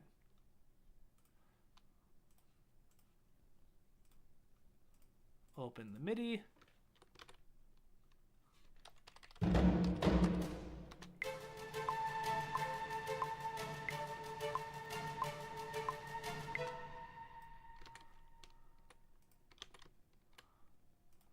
Let's repeat this through the whole thing. How long does it need to be? A little bit longer. So up to 17 it looks like. Or 16. Let's drop this again.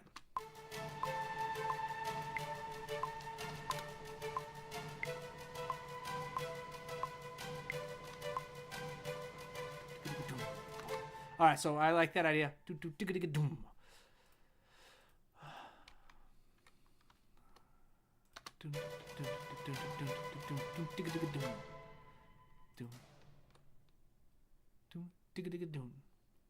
So it's 30-second notes, isn't it?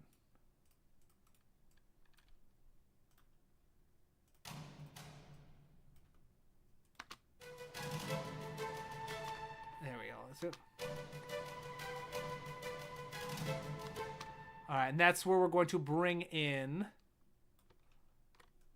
So we're going to bring in the hits. Let's do this right here. So then we need toms. All right, one second. What's going on here? There we go. Nope.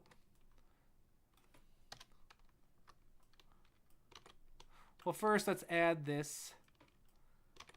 Let's try.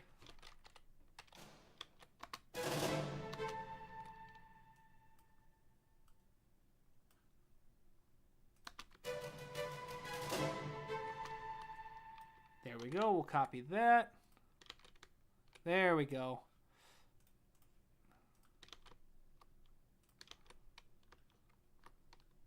Let's add some drums.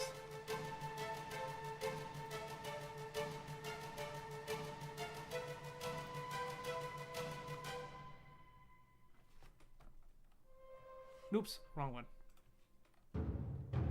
All right, actually, I think got the high stakes there. Let's do Easter Island. Is this the one I'm thinking of?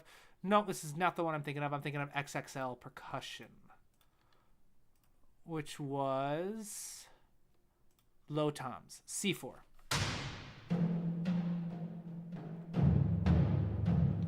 Let's do C and D. All right, so two. We'll do.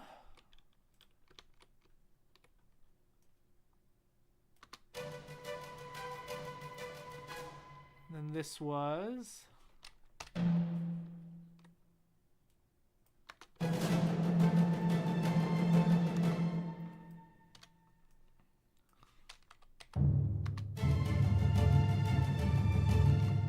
Let's bring this down.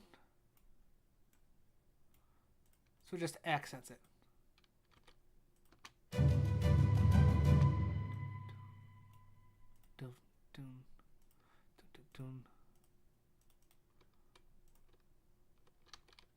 So we'll do this simplified version of it.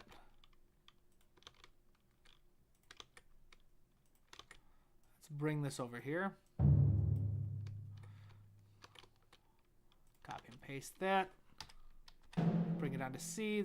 Bring the velocity of that.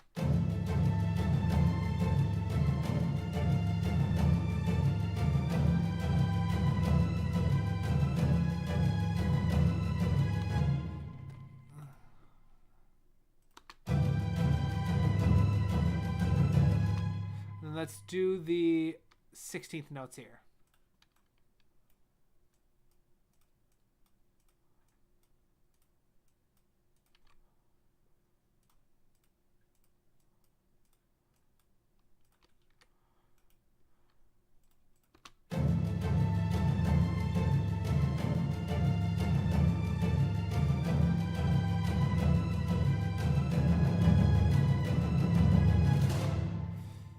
Then this last couple were 30-second notes, right?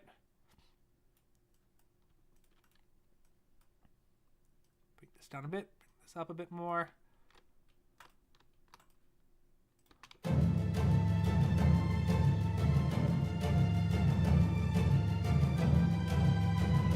Then that was F4. Let's add F4 here. Oops. Copy.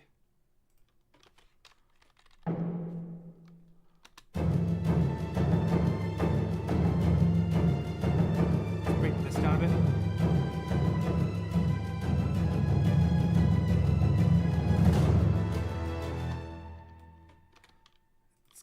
paste this real quick.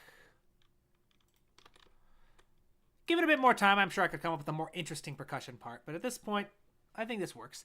So the last one would just be the hits. Well, maybe this is it.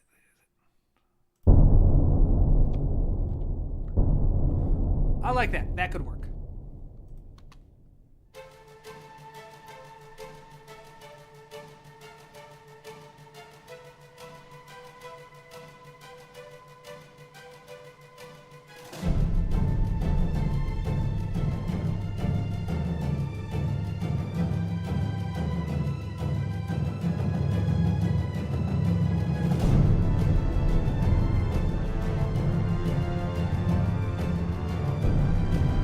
Alright, so I got the idea. Let's just record this.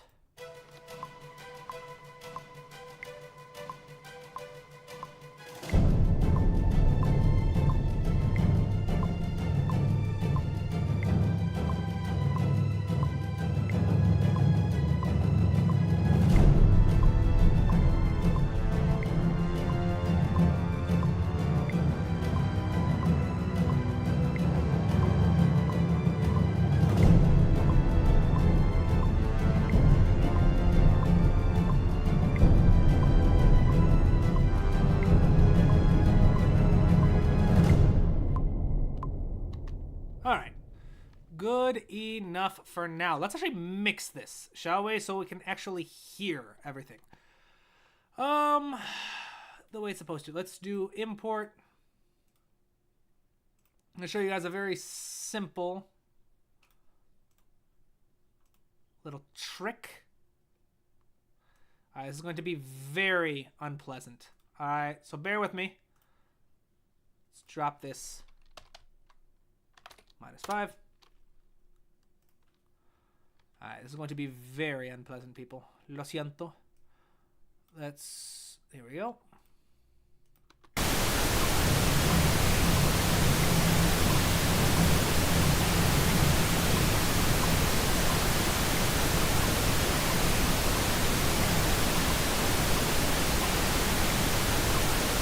Alright, so the idea is, I'm taking the pink noise sample. I'm trying to make sure that each of mine are just barely audible. So then we're going to listen to that again.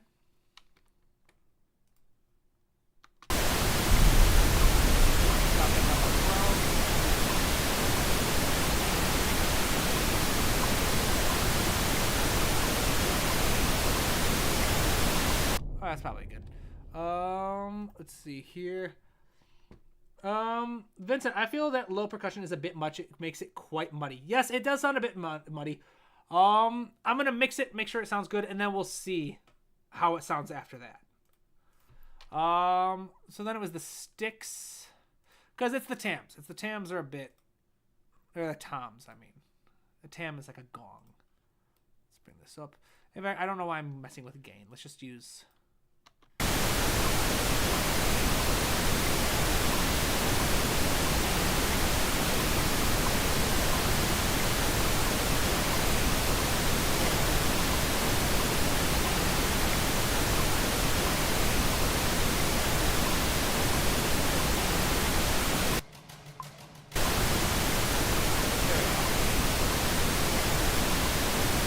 Good actually with that one already.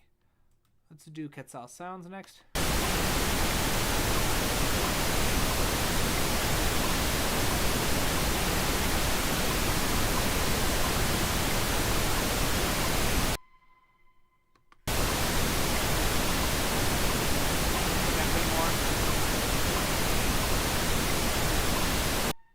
right. Those strings. Sorry people, just a little bit longer.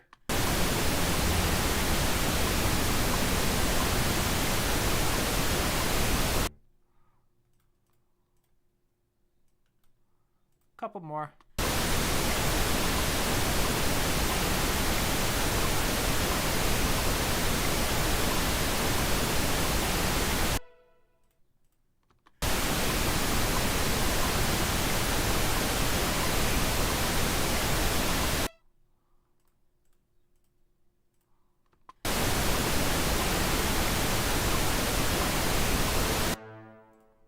There's no high brass. Mid brass is the last one. Yay, almost done.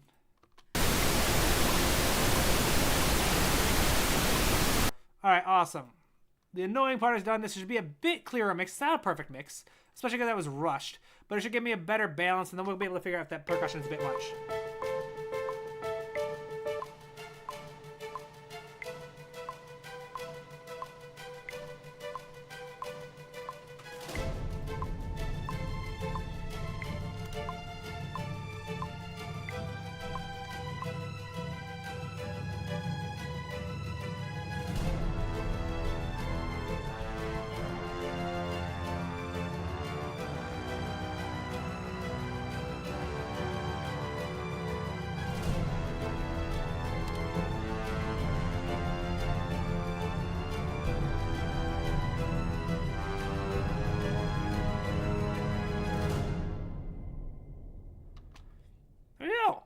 That's pretty decent. Not the best mix in the world, but it kind of works.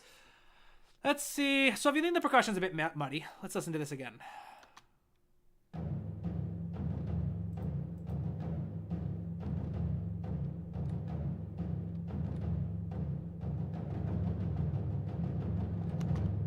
Let's add a bit more personality to this bit by creating every other velocity a little bit lower.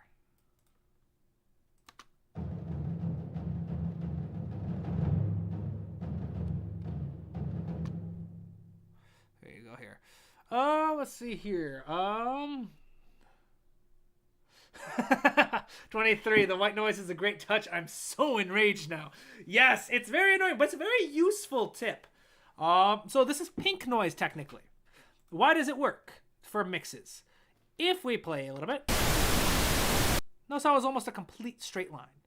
Pink noise will have all of the frequencies about equal amounts. So if you compare it and try to make sure that each instrument sounds about the same when compared against the pink noise, whether that's just a little bit louder, or a lot of people recommend that you set the pink noise really loud and you keep going until you can't hear the instrument anymore. It helps make sure that each of the frequencies are kind of measured relatively equally.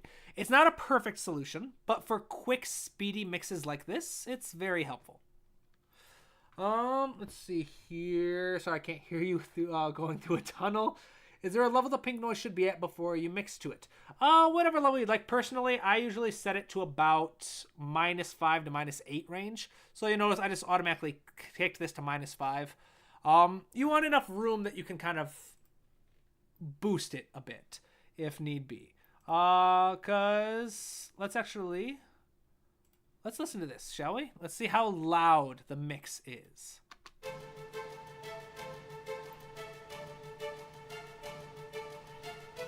Zero decibels is a pretty decent one. We'll play ready to go for.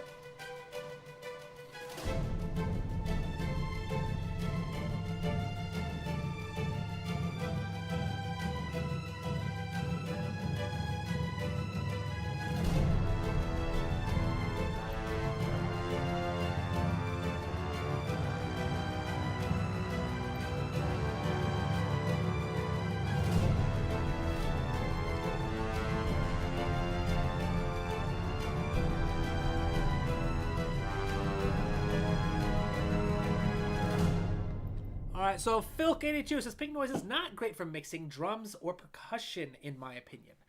There are definitely lots of arguments against the pink noise method. Alright, if you are able and talented and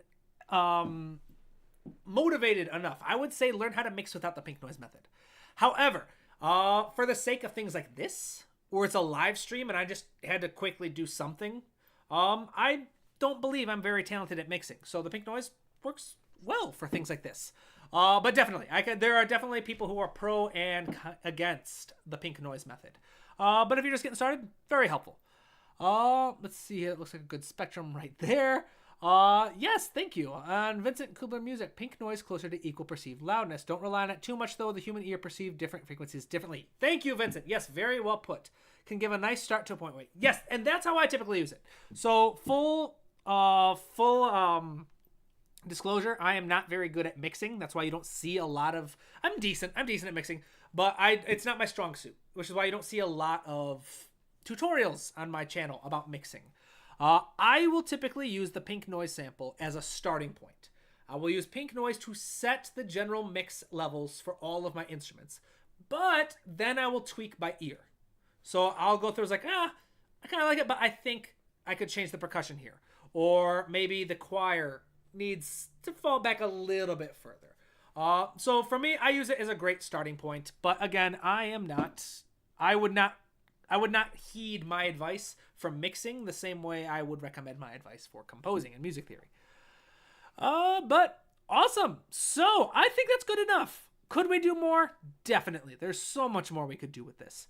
But in terms of arrangement, let's boost this 5, shall we? I'm sure there are better ways. I should probably use compression, but I'm just going to do that for now. I think that's good for now, shall we? That's like a 2-hour stream. All right. I've genuinely enjoyed myself. All right. So I think I'm going to do more of these kinds of streams in the future. So let's do a recap of everything, shall we? So, pillars of emotion. If you remember nothing else about emotions and music, these 3.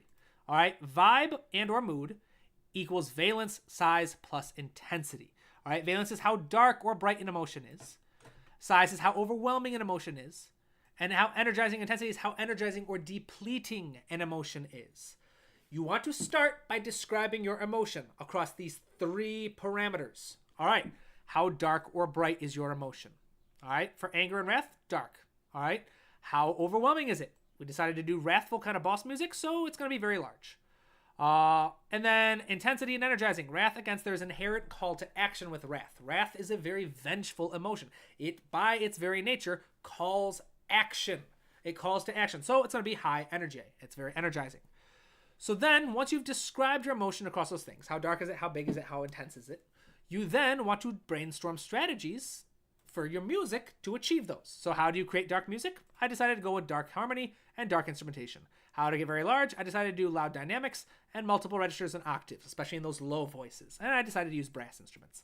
How did I want to create energy? I decided to use some rhythmic elements and ostinati and creating a contrasting pulse. My melody moves much slower than the background material, which helps create contrast, which helps build energy. And then the last step, vibe plus gesture is what emotion is. Gestures are basically musical metaphors. The simplest explanation is just, what is your gut instinct? What are some musical ideas that come to you for portraying this emotion? For me, just things that came to me, I wanted a sound design kind of drone, which I used Quetzal Sounds for. So definitely check them out. Very cool people. And I decided I wanted to start small and then bam, bring in the size, which I did. If you want to learn much, much more in-depth stuff, first, check out my textbook. It's really cool. But my other book, that would be much more helpful. This one right here. Everything is on sale until tomorrow at noon, by the way. This book is dedicated specifically to teaching emotions and music. It is based off this class, which is much more expensive. This class is $250. It's 6 weeks long, and it involves lessons with me and very personalized, detailed feedback on your homework. You can read more about this right now. Right now, the class is no longer being offered just because my schedule is so busy, but I'm not against it. I'm not against doing it on. So if you are interested in taking this class, send me a message. If I get 5 people who are interested in doing this class, I'll open it up for another cohort. All right, but I'm going to need at least those 5. All right, so again, full disclosure, the class is $250, which is significantly cheaper than anything you'll find on Evident, on Master the Score, or even like comparable classes by like people like Zach Heidi. So it's a decent, it's a good price, I'd say, if I do say so myself. So those are my advertisements. Check out Quetzal Sounds and Ruben. He's awesome. Oh yeah, so awesome. We're getting some more tips here. So thank you, everybody. Let's listen to this real quick, and then we'll call it a day, shall we? Let's pull up the thing.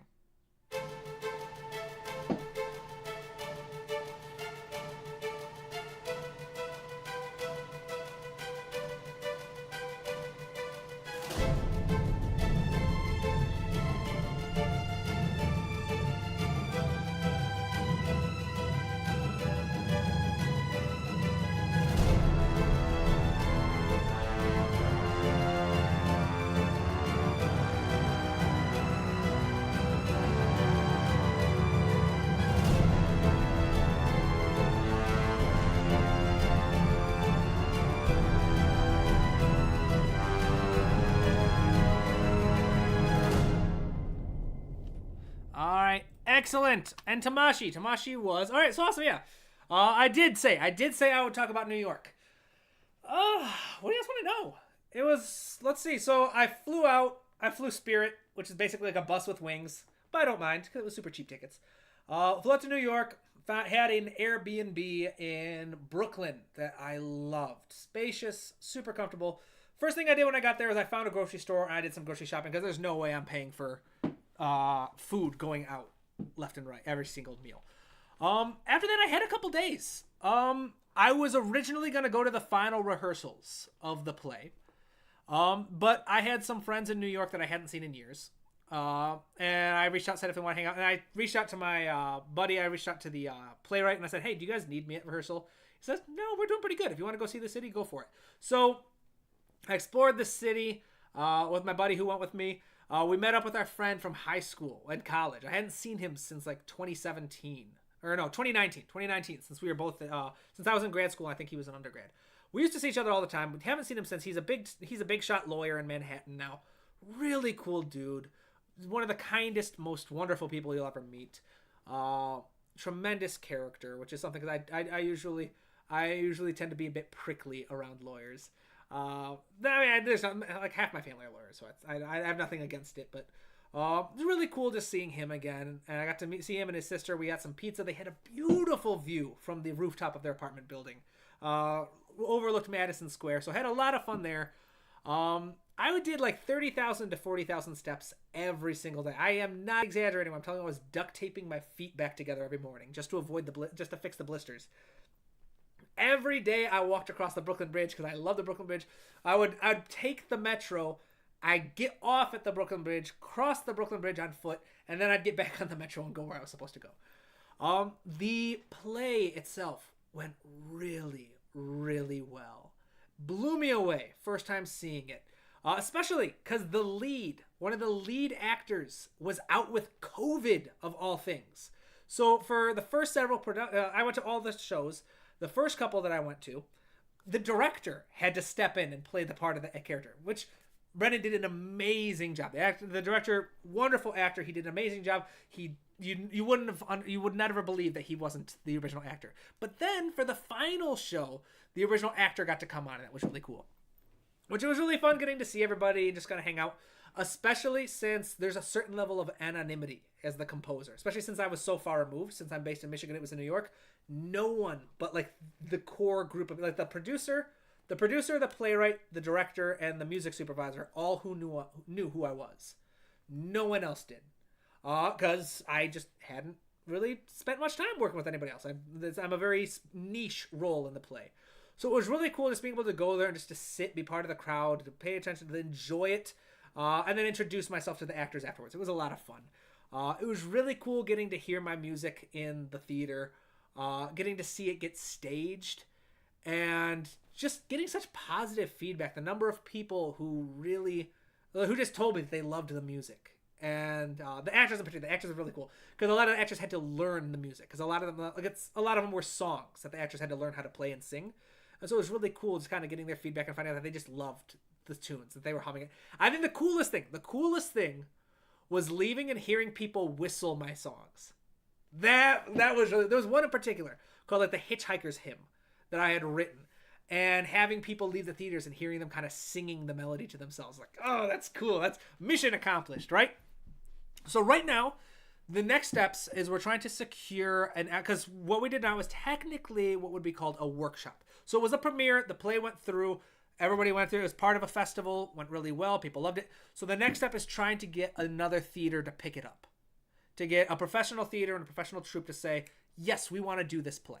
So I don't know anything about that. All I know is I'm working with the playwright. He told me what he needed. So I made sheet music for all of the music. I made tentative mixes of all the pieces because a lot of it was performed live. I sent that to them. And so hopefully we'll have a cast recording eventually, and I can share all the music with you guys. But we'll see. I genuinely love film scoring, but the more experience I get, this is the most kind of musical I've ever done. Because, okay, so it's weird. So a lot of you probably don't realize that I didn't start music wanting to be a film composer. I started wanting to do musicals. Just I love the idea of songwriting. I love the idea of working with an orchestra. And I was like, you know what, let's do some musicals. Then from musicals, I found my way into film scoring. And then, oddly enough, through my career as a media composer, I found my way back to theater. And I love it. I love the freedom of being able to write away from screen and seeing a production be adapted to my music instead of the other way around.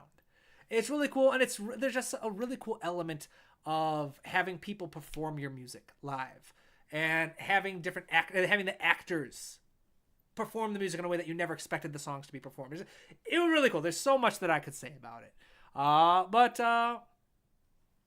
let's see here. Let's see. So hopefully, so Tamashi asks, what is it like to see your music on stage? It is terrifying and beautiful at the same time. So when for the first time the theater got dark, and I'm thinking, and of course, being my own worst critic, I'm like, oh, this is going to be terrible. I'm just going to go, it's going to sound so bad.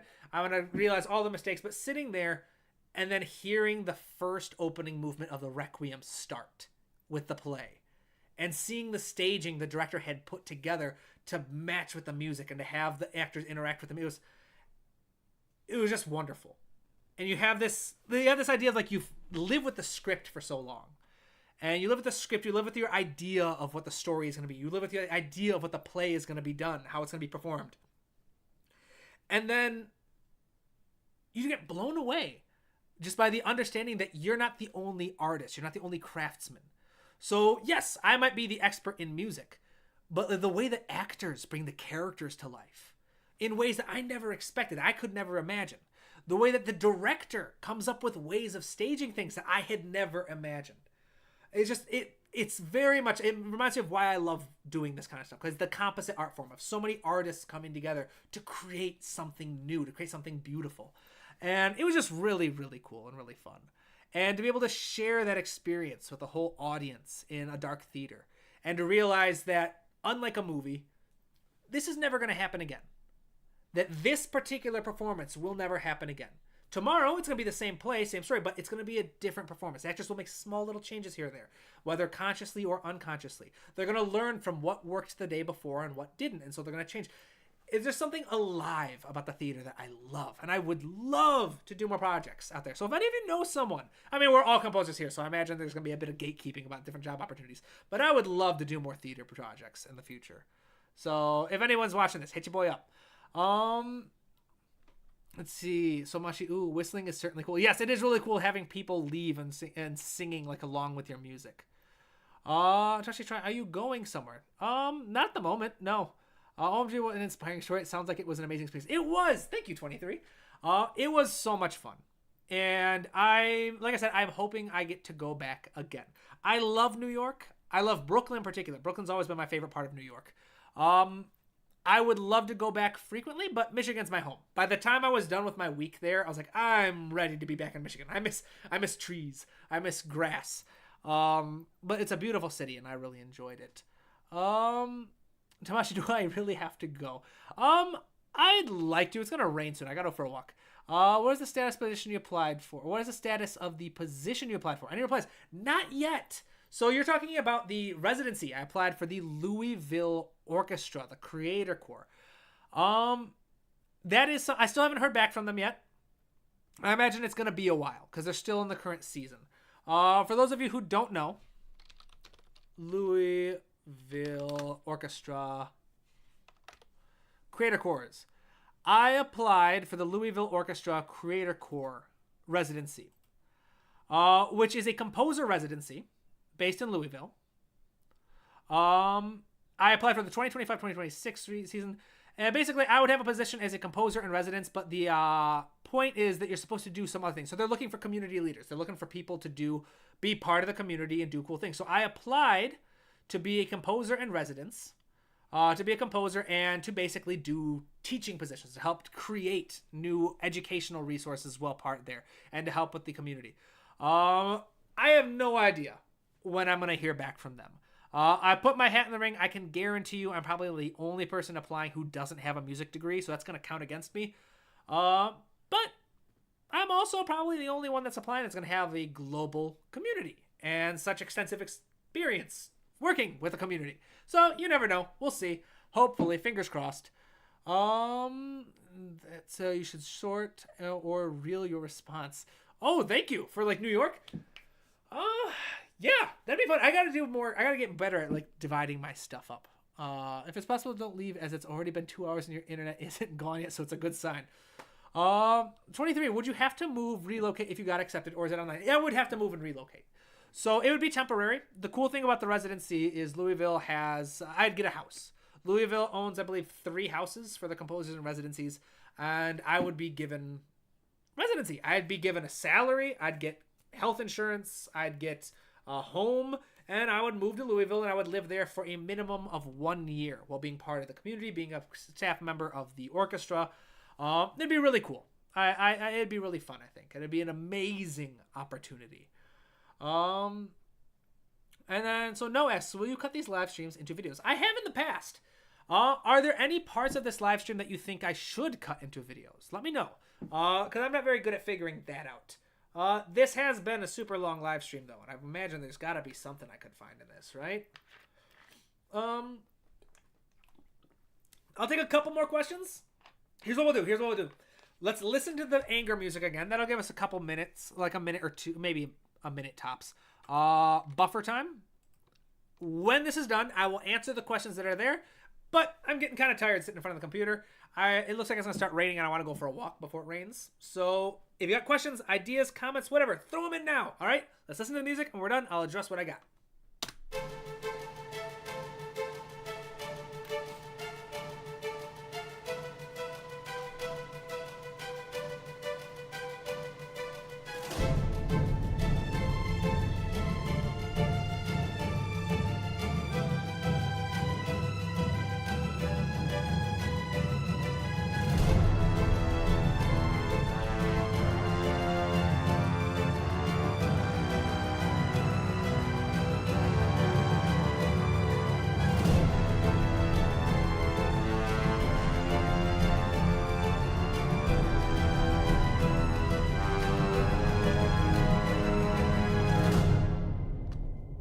To make more out of that, but that would take too long, and like I said, I'm getting a little tired of just sitting here. Let's see here. Link your qualities. Let's see. Will you cut these out? Carl, tabletop. I think your quality is your practical approach to music, which is fascinating. Thank you very much. I appreciate that. That's what I think so too. I think I'm very approachable, or I've been told I'm very approachable, and I've been told I make music very approachable, which I love. I love that I'm able to help people, because I have struggled a lot to learn this stuff. Like I said, I didn't go to music school. I had a little short time studying with Berklee. But most of this stuff I've had to teach myself. I've had to learn on the job.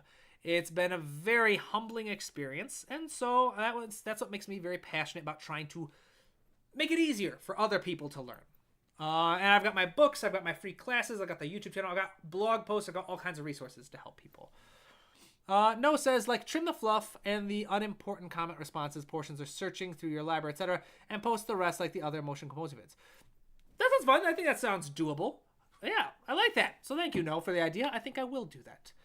23. Oh, so just edit or condense the whole video down. That does make sense to me. Awesome. So it sounds like there's a consensus. I think I'll do that.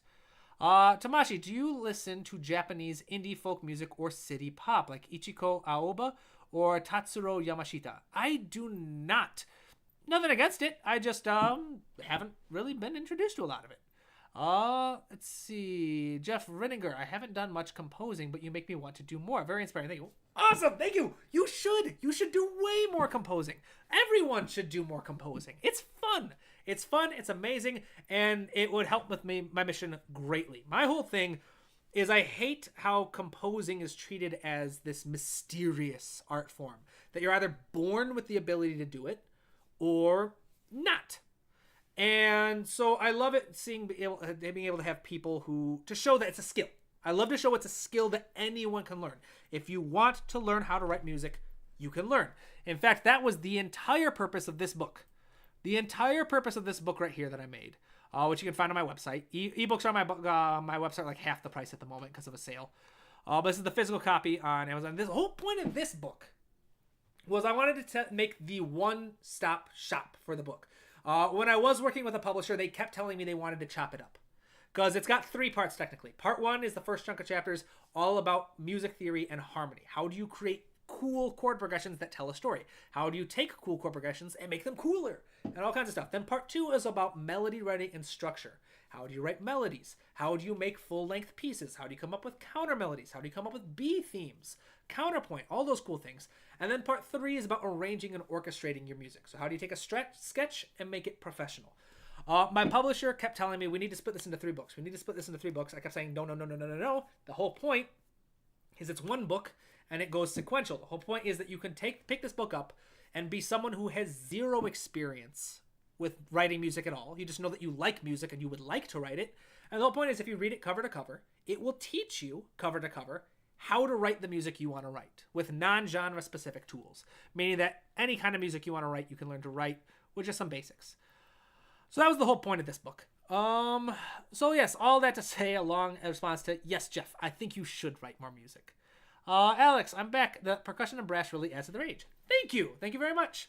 Tomashi, what type of artists do you listen to? I listen to a lot of people. I listen to, depends on the mood. I listen to lots of film scores, obviously. Joe Hisaishi, John Williams, Hans Zimmer, Alan Silvestri, Michael Giacchino, lots of film scores. I also listen to a lot of anime OSTs, so Naruto and Attack on Titan are pretty big right now. I listen to video game OSTs. For non-orchestral instrumental music, I really like Bruce Springsteen, George Ezra, Noah Guthrie, John Williams. I've got a very eclectic taste in music. One of my favorite artists at the moment is someone called Divide Music. He does really cool, high-quality nerdcore music on YouTube. Tomashi, have you seen the play Joseph and the Technicolor Dreamcoat? Yes, I have. In fact, I have acted in it when I was in high school. Little no fun fact. The reason why I wanted to write for musical theater is I was a huge theater buff all through school. I loved theater. I loved acting. And so yeah, I was in the musical at one point years ago, Joseph and the Amazing Technicolor Dreamcoat. I sang one of the solos. Can't remember which song it was, but yeah, it's a good one. I haven't listened to it in a while. Andrew Lloyd Webber is like the king of flashy, big, like well, not cinematic, but like what's the term I'm looking for? Spectacle. He's the king of spectacle in musical theater. Carl, I think your quality is your practical approach to music together with an encouraging personality, which is fascinating. Thank you very much. I'm glad I've got an encouraging personality. I like to think so too. I like to think that I'm friendly and approachable. Noah says, maybe also record small portions like an intro or little bits to emphasize the important bits or tips of each section of the video. That could be fun. That could be simple enough. Tomashi, can you do a stream in the middle of the week since you are free? I'm not against it. I wouldn't be against it. So yeah, I'd say maybe I'll do a poll on Instagram. Follow me on Instagram at tabletopcomposer.com. I'll do a poll to see if people would be interested in a stream in the middle of the week and what time would work for people. Tomashi, will you finish your entry this time for the indie scoring comp? I'm not participating in the indie film score competition. I only did the class for that. I did a live stream where I taught film scoring, and right now I will say I'm working on another project with the indie film music competition, which should be available in June. So keep an eye out for that. Keep an eye out for an announcement. It's gonna be something cool. Tomashi, nah, serious. Which character did you play? Me too. I sang the child part since I was a child then. Awesome. Generally, I don't remember. It was like 2011.